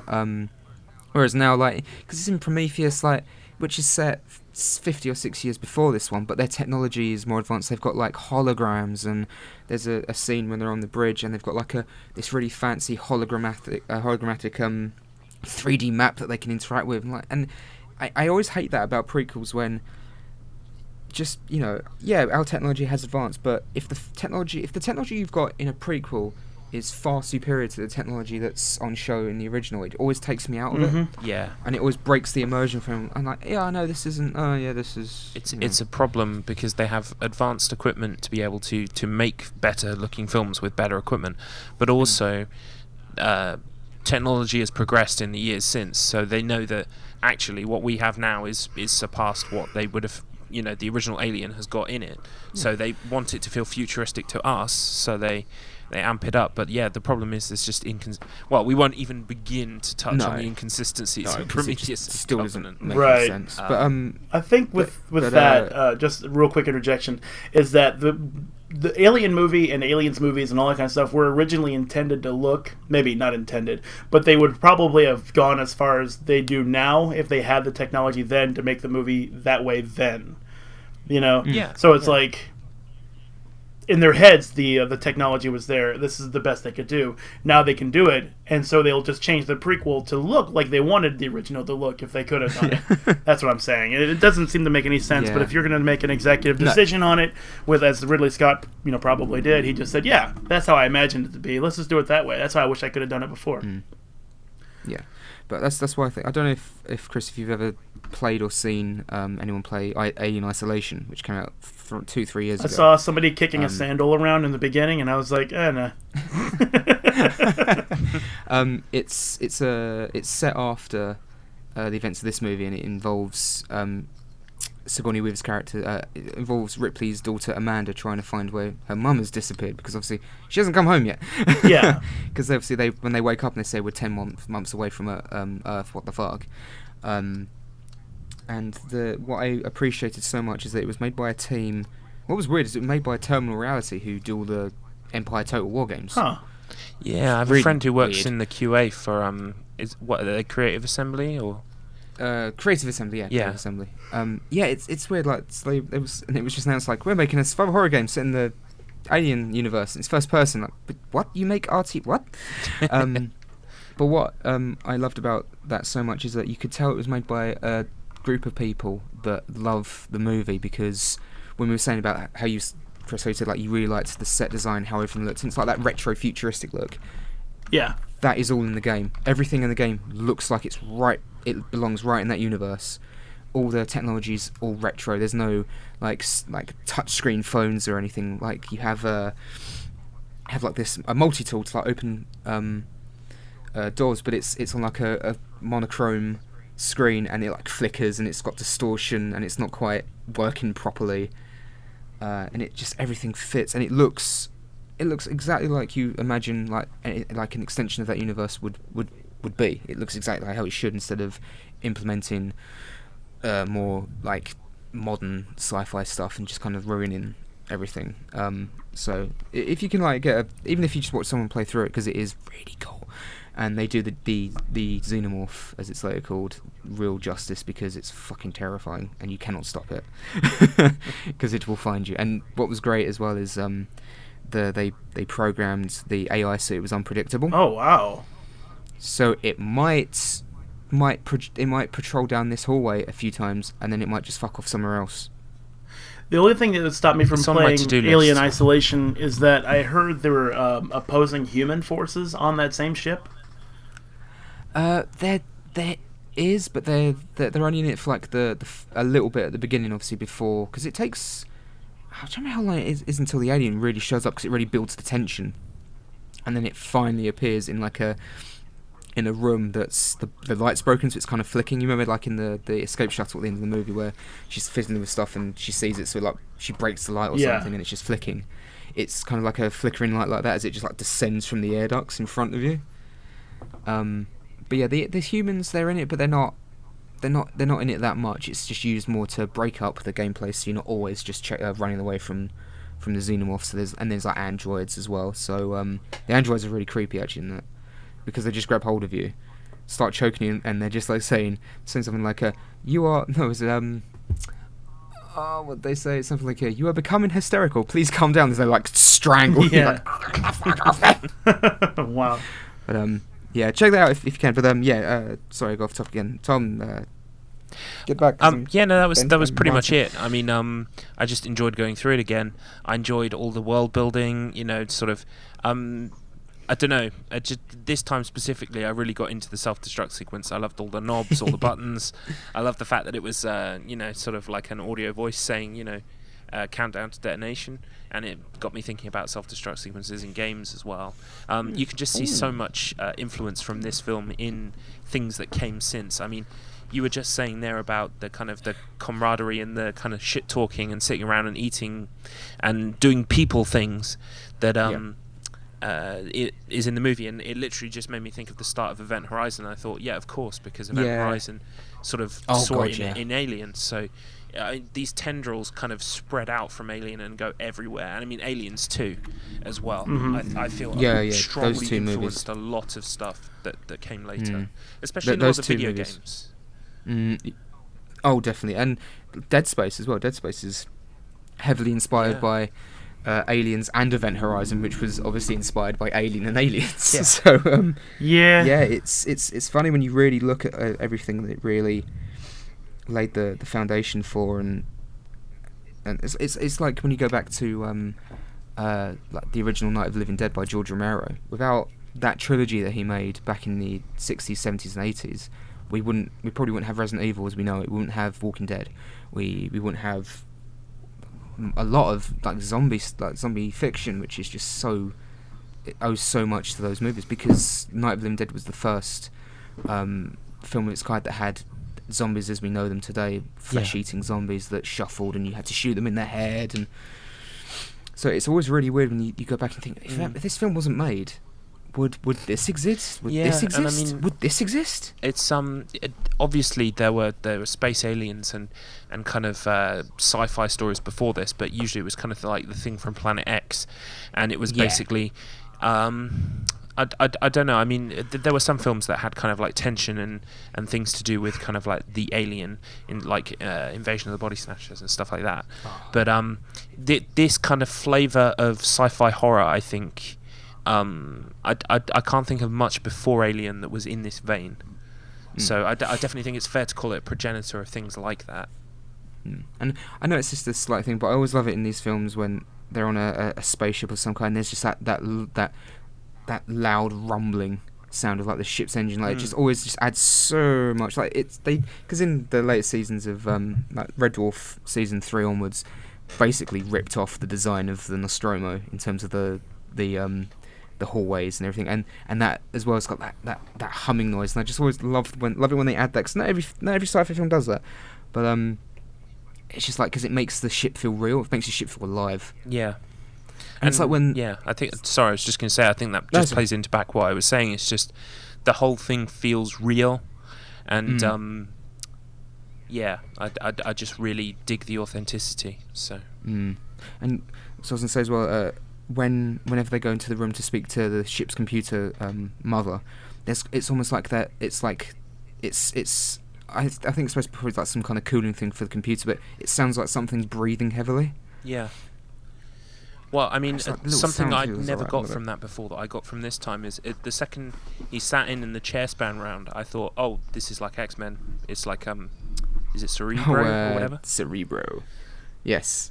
And I'd never thought that before, but, could legitimately be where someone got the idea from. Could be. You never know, that's the thing. It's just, I still love to say just like the ship's design. Just the interior of it just looks, like Chris was saying, just looks surreal, looks lived in as well. It's not pristine and clean. Like, I mean, I work at a factory, and it's never clean, ever. And there's options, but everyone's going to be there for 8 to 9 hours or whatever overtime they're working. They only want to be there for that time specifically, and then after that, they're going to get the fuck out of there, leave everything on the floor, leave everything stacked up where they stacked it up. That's for the next shift to take care of, and it's just passed on forever. I can imagine that the Nostromo employees are probably like, yeah, we got a crew for this when we get back, and we're not going to clean shit up. Maybe somebody else is specifically there to clean up cat shit, too, because there's going to be a lot of it somewhere. Because of Jones. It's just authentic, Chris. Real cat shit. Real. 100%. Just let the cat around. Just let it shit on everything. It's fine. We have a guy. It's fine. I want it to look authentic. We have a guy. Ridley, you okay? Let the cat shit. Shit. What was I going to mention? Oh yeah, I'm just curious. So I have my favourite death in the movie, which is Dallas, because I just love the fact you just see absolutely... I mean, I like all the deaths in the film, but that one always sticks with me just because you just see absolutely nothing, and it's scarier. Do the two of you have a particular favourite kill in the whole film? Interesting. Are you specifying by the alien? Because I think my favourite sequence in terms of a death in the film is actually the robot, Ash. Oh, Ash. Yeah, that is actually... any death at all. Any death. Yeah, I like that scene because... comes out of nowhere. Yeah, exactly. I love how he's kind of, I love that look in his face, when he shuts the door and he kind of looks at her and his head's tilted and his eyes are just like, you know what I'm going to do to you now. I'm going to kill you. Yeah, it's almost like he's there's like an apologetic look in his face as well. Yeah. Because I always thought that maybe the reason because he starts to malfunction is because he's programmed obviously to protect the alien, but he's also programmed not to. It's like his program is conflicted because he's not supposed to hurt them. That's possible, but what I also was thinking is that I guess they build them sturdy, but when they have a bit of a tussle and she pushes him against the wall. So I thought that was when, like, basically he kind of got a bonk on the head and went, okay, I am unhinged now. Well. And then he does that thing with when he rolls up the magazine. Yeah. And I'm sure I read somewhere, I don't know if it was one of the writers said, he does that because he's mimicking the face hugger because he's just so obsessed with it. Oh. So he's like trying to shove it down the face like the oxygen. But I don't know. He might just be trying to choke him. You know what I really liked as well? I don't know why I like it. I just like it. It's one of those little details. Is when Parker's trying to stop him, and he literally just like grabs the guy's tit and just squeezes. Yeah, and just it's like of all the places you could go for, he just like goes clamp. Yeah, and then afterwards you can see like the red blood marks where his fingers were. Like Jesus Christ. But yeah, so that's your favourite one. Is it just because of the whole thing? Yeah, I think it's just the whole sequence. The fact that before I'd seen this, robots were very kind of things that I'd seen robots in. They were kind of metal men, Yeah. And this was kind of like a synthetic. It's like it looks like a human, and kind of bleeds, even though it doesn't bleed blood. The weird like white milky substance. The whole thing about it like is just kind of unsettling and creepy. Yeah, and like when they're putting him back, like, because they knock his head off and they're wiring him back up again to talk to him. That effect's really cute, by the way. Yeah, like the shit smile. But like when they're putting there's like the strange plastic stuff coming, but there's also looks like there's like flesh inside him as well. Yeah, there's like these kind of like I don't know how to describe them. They're kind of like, they look like pustules or like, you know, like fleshy things, but they're also circuitry. It's It's so weird. But anyway, so Chris, do you have a particular favourite kill in the whole film? Yeah, sorta. Everything with the face hugger, everything, all of it, the entire step-by-step sequence made sense. The plastic, or it's probably not plastic, but the face shield thing that the guy was wearing, how it was molded in, like pushed in, as if the face hugger got on and then just like secreted acid onto it so it can get to the face. Yeah. I mean, like step by step, that would be horrifying to see. Like, oh god, because you have this protection, it's melting away. Oh no, you're saying oh no, and then that thing gets in your mouth, and then it's like oh crap. Or more like, you know, something like that, and with those bulky gloves, he's not gonna be able to pull it off. Yeah, he's just like, and also it's like wrapped around its neck with its tail, which I think is like a really cool thing because it's like a secondary defense mechanism, kind of like having the Wii U wrist strap. Sorry, the Wii wrist strap, not Wii U, but you get the joke. So all of that was pretty great. The only thing that kind of takes away from it was the fact that they just sort of like, oh, Kane's got something on his face. Let's just drag him back to the ship. He's like, what? No, you leave him outside. You get back on the ship.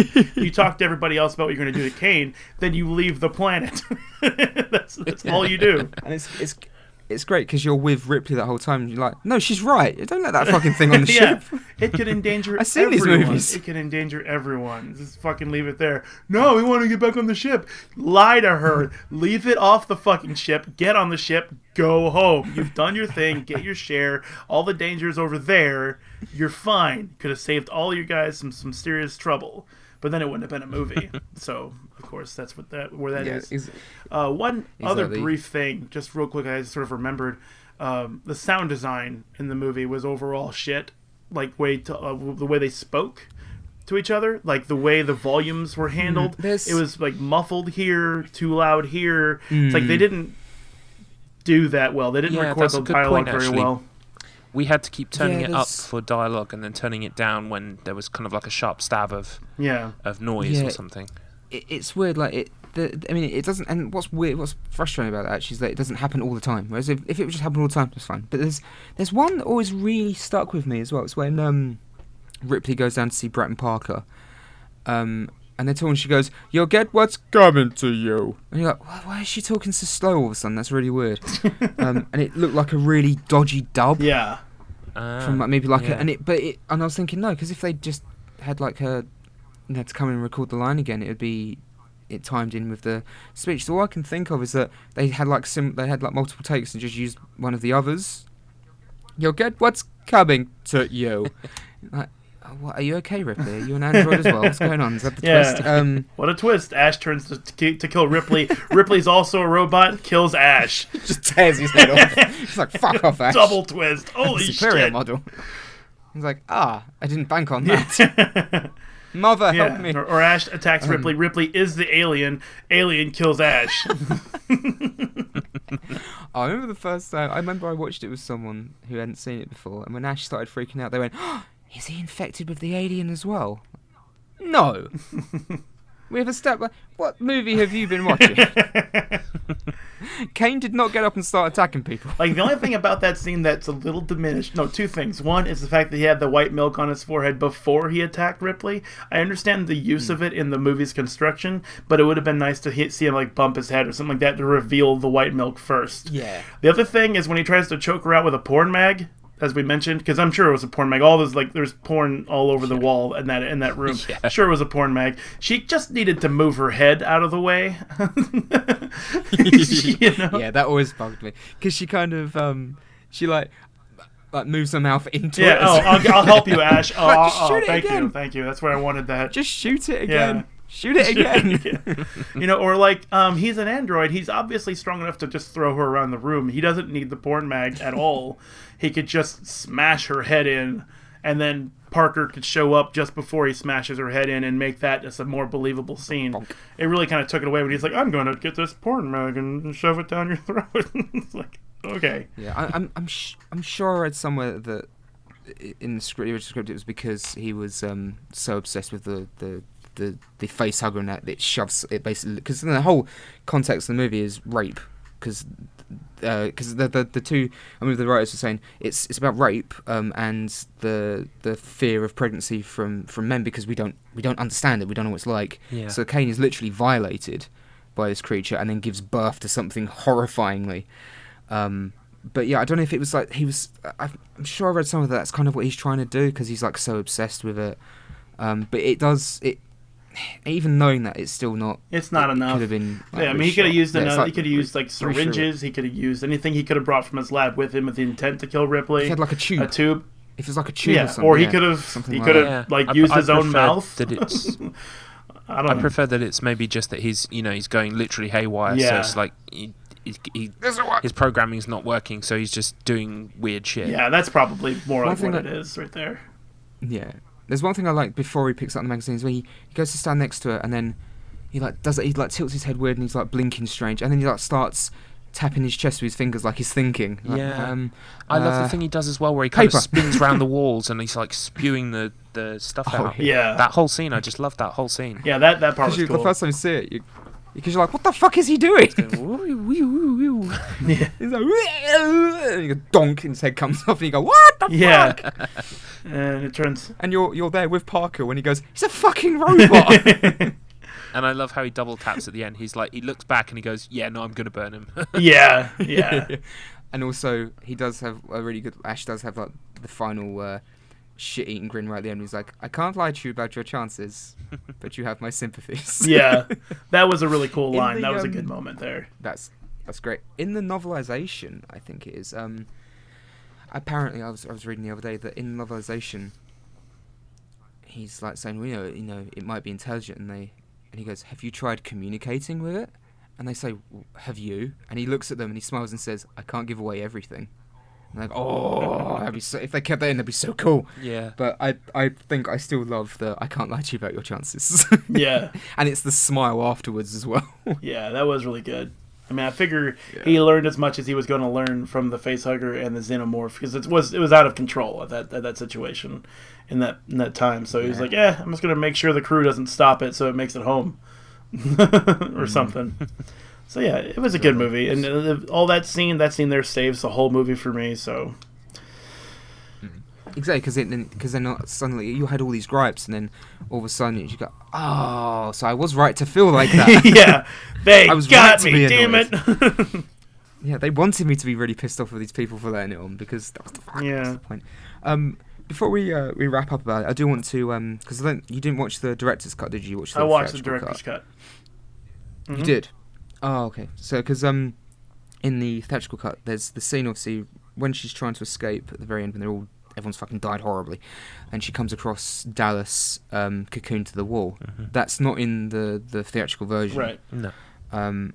But it does. I still like I think it's called the egg morphing theory, and because obviously she looks over and sees Brett on the wall next to, like, the opposite side of Dallas, and he's like transforming, like metamorphosing into an egg. And he's like, his face is all melting and it's all disgusting. And I've always really liked it. I know they got rid of it for pacing, and that makes sense. But and obviously the thing that happens later in Aliens kind of retcons it a bit. But I've always found the theory, the whole idea of the egg morphing thing, to be a lot scarier. Yeah. Because all it takes is one. One can cause a mass outbreak of this, and also, what that is so terrifying is that Dallas, whatever you don't even know how it does it to them, which is even better. But Dallas is just stuck to this wall, and his body's melting away and transforming into something else, and it's just so horrifying that he's still conscious as it's happening. Oh yeah. But he's in so much pain, and he's so delirious he can barely talk to her. All we can ask is just for him to, to kill him. That's another one of these tropes that I don't think. I mean, I'm sure someone did it's usually always the case that someone did it first beforehand. But this was a real kind of like. I don't want to spoil Aliens too much for you, Chris, but I mean, this deleted scene in terms of him being kind of like immobilized on the wall, essentially for the life cycle of this thing to continue, saying "kill me." That's something that also features in Aliens as well, and I mean, I've seen it in so much stuff since. I mean, The Mist is the one that springs out to me as an example. I don't know if you guys remember, they go to the pharmacy and the guy's like "kill me," and then like he explodes into spiders. Yeah, that's great. So that That's whole awesome. that whole idea of kind of preferring death to the fate that they've currently got, Knowing that you're fucked as well, and Yeah. just being so helpless, that's terrifying. That's really scary. that was the thing that stuck with me as a sort of a teen watching these movies. I was also thinking as well, you're saying the whole self-destruct thing, how that the Resident Evil series has always got a self-destruct sequence, it always does. I was also thinking as well, because I think Alien was one of the first like sci-fi movies of its kind that has the fake-out ending where you think it's all over, and then surprise, it's still on the ship. Yeah. And I was thinking the Resident Evil series does that as well. Oh yeah, it does. I think Especially two. Yeah. Especially too when you go, it's all over, and then William Birkin has turned into a gelatinous blob and is actually on the train somehow. Yeah. Also the way How that did he William get that? Birkin is constantly kind of metamorphosing into more and more a bigger creature. I think Yeah. that you can also sort of trace that through Alien as well. God, that's a good game. Well, I loved William Birkin as a kid. He was like so gross and disgusting, and it was really fun. But yeah, I still love the movie. There's obviously it's not perfect. Like you were saying, Chris, that the audio is a bit really Yeah, it's really weird at bad. times. It's unacceptably bad, really, for like a high-end movie. I think it's Yeah. not like DVD bad, where like VHS moves to DVD, and then DVD just made it really hard to like keep the good sound balance when you're watching it, unless you have a good stereo system. No, Alien. I mean, I keep wanting to say Aliens, but Alien had definitely some really bad. And it's only with the dialogue. It wasn't There just like is. the ambience. The ambience was fine. Oh, It's no, just the it's dialogue was really, really bad. Yeah. And I feel like it's important to note, because if you're going to watch the movie after letting us spoil it all for you, then you're going to need to know that and prepare accordingly. Get some headphones or something like that. I will say, if you do- get the chance to watch these movies in a cinema, definitely do it. Yeah. I didn't get to watch a kind of an authentic original pressing, but Halloween a couple of years ago, I did go to. Me and my wife went to a cinema nearby that did Aliens omnibus, like one into the other, director's Ooh. cuts. So Prince Charles Cinema's doing Aliens in a couple of next month. Actually, is doing Aliens, so we're going to go I'm and sure see you're that. already going to go see it, but yeah, you definitely need to. Aliens on the big screen is just amazing. It's like most John Carpenter. I mean, John Carpenter films are just always really entertaining to watch anyway, even when they're not particularly good films. Like The Abyss has got problems, but it's still fun to watch. But yeah, I think what I love about this as well is I really like the soundtrack. The score by Jerry Goldsmith. It's just the ambience. Yeah, it's like that stuff it's for almost when like it needs to be, and Yeah, and it's like that. It's like it's like really ambient tracks in the movie. It's almost like a strong wind blowing, but it just feels like so. It's just very unnerving, and you're just kind of on your edge. Yeah. But, besides the dodgy audio at times of the dialogue, and because it's obviously inconsistent in terms of sometimes it's fine, but at times it's a bit weird. The soundtrack's great. I love the soundtrack, and there's only other one thing that I think I've always thought looks a little dodgy, a little ropey. It's unfortunately it's like one of the final shots of the movie. Mhm. It's when she blows it out the airlock, and to simulate space, they've just literally got a black board with dots on it, just spinning in a circle. I'm like, even to now, I'm like, it looks so shit. Yeah, it did, but I give it a pass. Like It at does the that job. point of the movie, Yeah. I was like, You're what? like, I'm on board. Yeah. It's like, I'm on board. it's only it's only when I watch that multiple times, I'm like, oh, it looks bad, but it's still like a reward. Like the way she kills it is great, and then the music swells up when she's finally defeated it. And you're just like, oh, it's finally over. Because once it bursts out of Kane, it really does break. Like it just goes at such a pace where it's like dead, and whoa, it's over. Ship explodes. Ah! That ship explosion And then was she a bit blows out the weak, fucking though. That's like 3 times. Yeah, it's like, did you remember the ship exploding 2 seconds ago? Would you like a reminder? How about another one? I do like after like the second one, she's like sat in the chair like, no, I'm like, ah. So But yeah, I still, I absolutely absolutely adore this movie, and I think it's always going to be one of my favourite films because it's just so good. It's paced really well. And no matter, I mean, the depressing thing is when they make Alien Pretentious, or whatever the next title is going to be called. It could be worse. Alien by the way, Pretentious. They were going to call the Covenant Alien Paradise Lost because of Lucifer. And, Yeah. I'd be sick. Without spoiling too my much, eyes are Chris, the falling. new movies are basically kind of making it their prime directive to ruin the entire mystery of the Alien series. Like, where did it come from?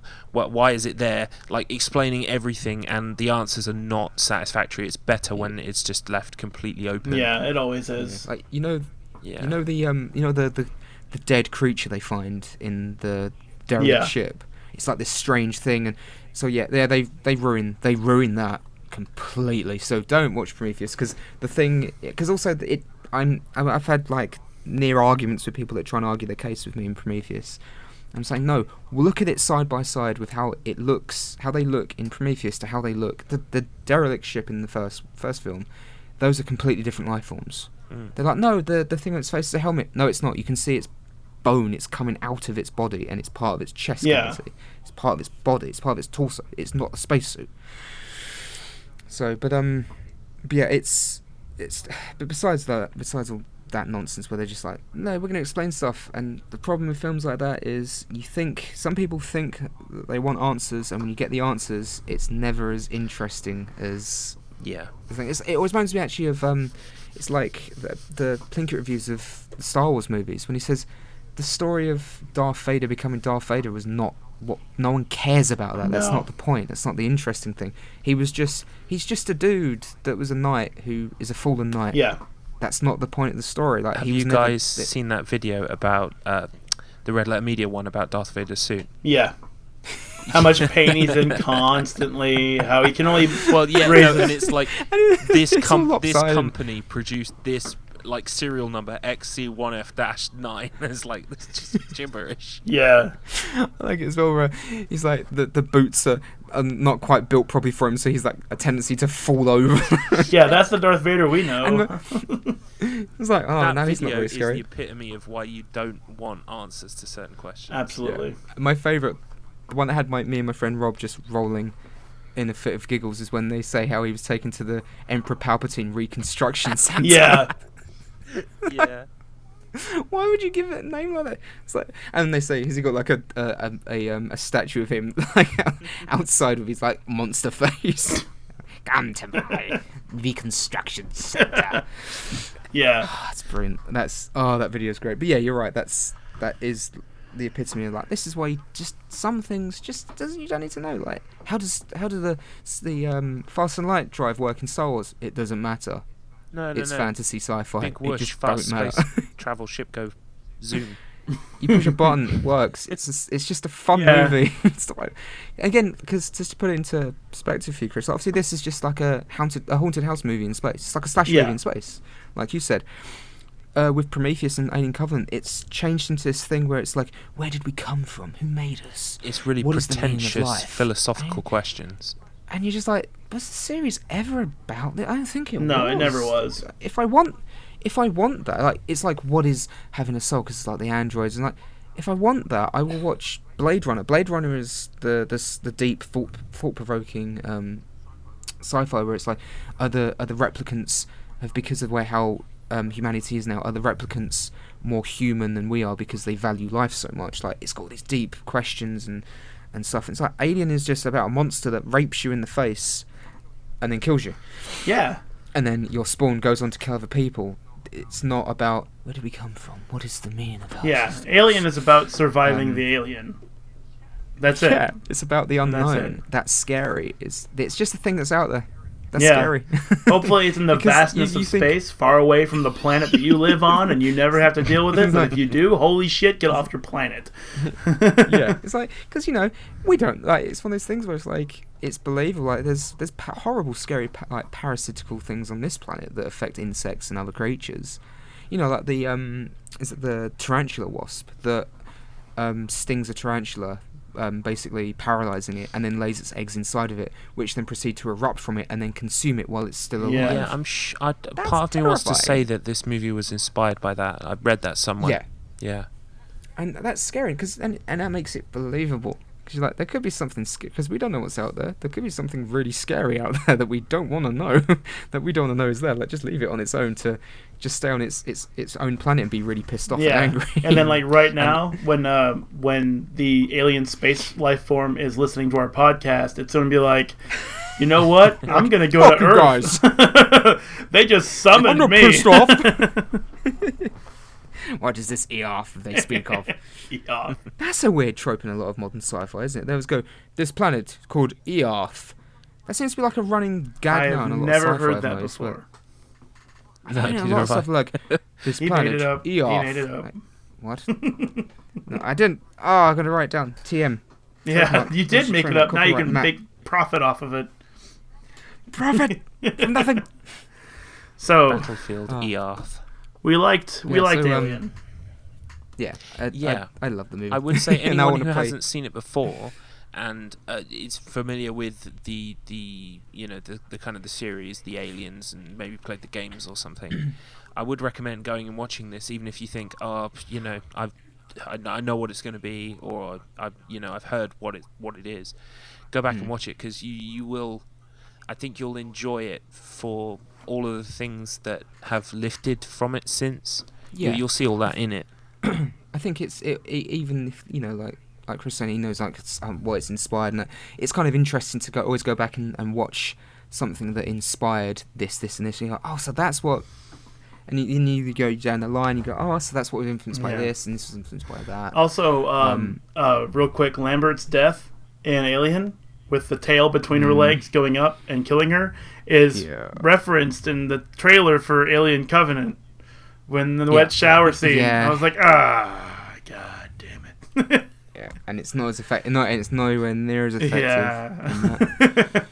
You see it all, and it's like, why are the two characters having sex in the shower? This is not Alien.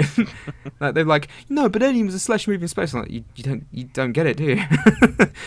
it wasn't literally Friday the 13th in space. But yeah, that death scene is hot. I like all the death scenes. Like, hers, like, Parker tries so hard to get it to move. Yeah, but she's just if she would just move, he could.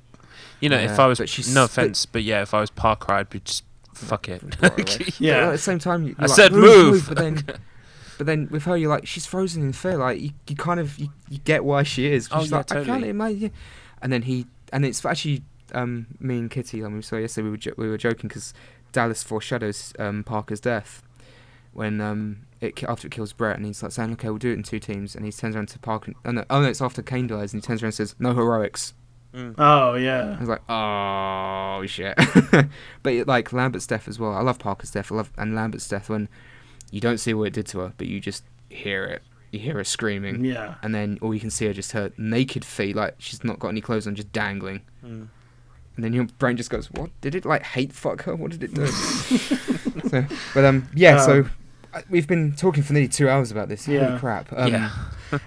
My last word on this is, if you don't want to see Alien in space or whatever, at least watch it all the way to the end, because Sigourney Weaver does look fantastic. That's it. And she looks so young as well. It's crazy. Like, what? She's real baby faced in it. Yeah. The hair is very 80s too. Alrighty. Like Dragonlance Katira looking hair. I mean, final thoughts, like, it's still great. It's paced well. The cast's they're all great. Everyone in it's just great, because they're all really good character actors, which helps as well. Obviously, Sigourney Weaver went on to become this really big star, but everyone from Sigourney Weaver to Ian Holm, who a lot of people will know as Bilbo Baggins. Oh shit, that's where I remember him from. Yeah, Bilbo Baggins from the original trilogy. He went on an adventure as well. Yes, he's the priest in the Fifth Element. He's the priest. But yeah, everyone. I mean, John Hurt. Bless him. I'm still bummed out that he's gone. Everyone's just brilliant. But it's great, and just watch it if you've never seen it before. And if you have seen it, watch it again because it's great. Yeah, it stands up very well. Okay, It really does. well, best get on to the choice for next week then, which I believe is mine. Now, I have a couple that I want to choose from, but I'm thinking about it. And what I would like to do, because both of you guys said you haven't seen it, is watch Insidious. Insidious. Yeah. Yes. Now, see, there is a tendency nowadays, a lot of these kind of like horror movies kind of inspired by things like Paranormal Activity and, you know, what have you. There are lots of derivatives out there. There are lots of things that kind of pretend like they're trying to build tension, they're trying to craft a kind of a story, but they fall flat on their face because it's just tired old tropes. I feel like just jump scares. Yeah, I feel like Insidious is something slightly different. It's got jump scares, and it does kind of it overuses them a little bit, in my opinion. But the director James Wan, he I think he made the Saw films, like quite a lot of the Saw films, and he's kind of like the creative vision behind those films. Now, I'm not personally a huge fan of Saw films. I think I've seen like the first one. So I can't really comment on that series. But when it comes to these kind of ghost stories that he's been doing recently, I do really like his style, and I like Insidious especially because it reminds me an awful lot of another film, which is Poltergeist. I don't know if you guys have seen Poltergeist. Oh, I yes, haven't. I've seen Poltergeist. Oh, well, Poltergeist is really classic. good. Recommend it. But Poltergeist is kind of an example where you get an initial kind of happening, some kind of weird, poltergeist activity, and then you kind of get these kind of people come in to help deal with it, and that kind of opens up this whole world of, kind of like, we always talk disparagingly of the rules, but it brings up this kind of whole new world or kind of like dimension that's really kind of well built, and I feel like Insidious does the exact same thing. So it's kind of like a modern day Poltergeist to me in my head. So it'd be really good for you guys to see it. No, yeah, it's been on my list for a while, but it's always one of those films that's been on my list, but it's just I feel like I have to be in the mood for it, if that makes sense. I'm like, do I want to watch that to that? I don't know. I will say it's a movie of two halves as well, and the second half is a lot better than the first half. The first half is needed to build the tension, to crank things up, to escalate things. Yeah, I mean, obviously, yeah. But it does kind of, if you can get through that first half, then the second half is far more rewarding than the first half. I've seen clips of it, and I do like what I've seen. I like the design of the thing that's in it. Yes. I've seen two scenes. One of them is when what's the actor's name? Who plays the father? I'm convinced he's Chris Pratt's father from we've talked about him before on the past. podcast because I was mentioning Insidious. I watched Insidious 2 a couple of months ago. So I'm going to look at Patrick Wilson. Yeah, that's it, Patrick Wilson. I'm sure he's Chris Pratt's dad from like the past who's come forward to the future. But I've seen one moment of him where he says there's no such thing as ghosts, and then there's something behind him. Yeah. And it's not that doesn't scare him. It's just like sits behind him and just smiles. And I've also seen the same thing sharpening its things as it's listening to a particular soundtrack, dancing very happily because it's going to kill people. I'm like, I do like the look of this. Why haven't I watched this yet? So I will definitely give it a watch. Yeah, there are Definitely some touches of cheese in there, to, so. but I feel like that there are some really cool ideas, sort of plot-wise, in the second half that I want to talk to you guys about. So, I heard as well that people tell me it does the whole idea of it's done very well in the sense where you think it's this, but it's not. Yeah. And you go, oh, but it's this trope, and they go, So, but anyway, yeah. So. All right. Yeah. Well, we'll check that out next week, I suppose. Yeah. Yeah. Insidious. I hope it's on Netflix or something. It should be on Amazon Video. It is here. Oh. It's on Netflix here as well. Oh, okay. Because it's on my list. It's literally on my list. Because the other thing I was thinking about doing was Get Out, but that's only just releasing on DVD, and I'm not even sure if it's actually out in this country yet. So I thought I'd better play it safe and pick something that's definitely on Amazon Video. So. Right on. Super. That makes perfect sense. So. Excellent. Well, until next time, stay spoiled, stay damned, stay beautiful. Guys, you are both on YouTube. Your links are somewhere down below. Have you got anything brewing? I still have a couple of things that I'm working on. I did find out that So I've got the smaller thing that I need to get around to finishing, but it's just shooting some live action stuff, which I might do tomorrow or Tuesday. But the other thing the big reveal I was going to do, I found out that I've somehow lost some of the gameplay footage. Oh, doesn't that feel good? Okay. Just you get to do it all over again. Luckily, I mean, it's a piece of shit game, but luckily it's each level's like cut up into like chapters and stuff, so I can just go back and load up previous areas. Yeah, that's nice. But it's very frustrating going through and going, oh cool, because I've started editing it. I don't have the on-camera stuff here, but I've started editing it. And I was just like, cool, where's oh shit. Right. That was great. So there's that. That's all I'm working on at the moment. I'm just playing the hell out of some StarCraft. Tell you what, if you want to comment on this video, say, hey, I'd like to watch you play StarCraft, it'll be done. But as it is, I have a lot of personal things going on. I don't have a lot of time to do Let's Plays anymore. So maybe someday later, but not right now. Yeah, just going to enjoy the shit out of playing some StarCraft. And StarCraft 2. StarCraft 2 is such a huge step up. So good. Anyway. Tom, man, you doing I anything? need to get around to Blizzard eventually. I am in the middle of making lots of stuff, actually. Basically, my dark gazing channel is definitely going to have content going up this month. I kind of decided that there needs to be something up there before I turn 30, and I turn 30 in July. So, yeah. You run out of time. But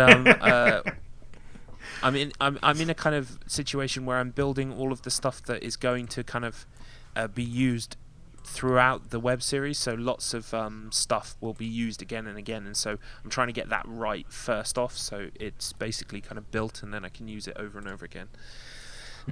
So yeah, but no, there will definitely be an episode up before the end of June, I've decided, so it will happen. An episode of what? Good. An episode of Dark Gazing. Oh, I can give you okay. a very brief preview. Dark Gazing is basically going to be a kind of curation of titles that are essentially dark, things that we would cover on Spoilers of the Damned, sort of stuff that has kind of like heavy story or themes, dark characters, dark plots, dark. Dark. And I will welcome everybody to the Darkive, which is kind of like this art gallery that's kind of a little bit unhinged, a little bit strange, and I'll welcome everybody in every episode and introduce them to what I consider to be a work of art, and sort of talk a bit about it and kind of do a kind of a mini review without spoiling too much, and then maybe follow up those episodes with spoiler-laden episodes. So, because I want to give people the chance to play these things without without PewDiePie yelling over it. Oh, I know, right? Me spoiling it for them. So, that's going to be the approach. And Gregory Horror Show Soul Collector for PlayStation 2 is going to be the first episode. The second episode is Life is Strange, and I'm already trying to work through... this is a good plug for my brother, actually. My brother is Escape British on YouTube. I'll put a link in the description below. Trying to sort out a kind of a collab with him for maybe episode 3 or 4 on Alan Wake, because he's really getting into camera hacking, and he has a series on his channel called Beyond the Bounds, named after the track from Zone of the Enders 2. Basically where he goes beyond the bounds of a game's sort of like world and checks behind all the kind of things that you're not supposed to normally see using camera hacks. Yeah. Like that. So at the moment he's playing Life is Strange on his channel, and it's great to watch his reactions because he's not been spoiled about anything at all. So as someone who's played through that game a number of times now and knows it back to front, it's really refreshing to see someone who hasn't played it before play it. His reactions are really genuine, so yeah, I'll put a link in the description below for his channel. Yeah, that's about it. Cool, sounds good. Okay. Alright then, we will all meet back here for a rather insidious podcast. Oh! Yes. Yeah! You I did got it. segues before the fucking episode is even here, son. 2 puns in one episode. I can't believe it. Shit. After that segue, before I even came into the room, has anyone here seen Black Dynamite? No? Oh, I've seen bits of it. I haven't seen all of it. That was a reference to Have Black I? I've Dynamite. seen a lot of it. On your own time, check Okay. it out. Not horror related. It is dark, Black Dynamite, but you should check it out. Definitely check it out. It's a parody on blaxploitation movies, and it's fantastic. Oh, okay, that sounds fun. It's really fun. fantastic. I've seen most of the film. It's really good. It's one of those, because obviously with parodies, you run the risk of them not quite getting it, but it really does absolutely get the whole blaxploitation thing, and it's really funny. Cool. It really does. Yeah, it sounds fun. I'll check it out. Do it. All right, guys. Until next time. See you later. Yep. Goodbye. Have fun stuff.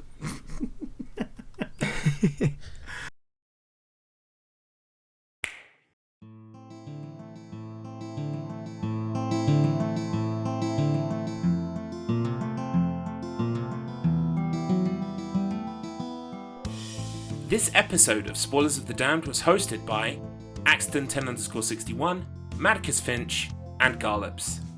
To find out about us, as well as join the discussion on our Discord, check out all the links in the description below.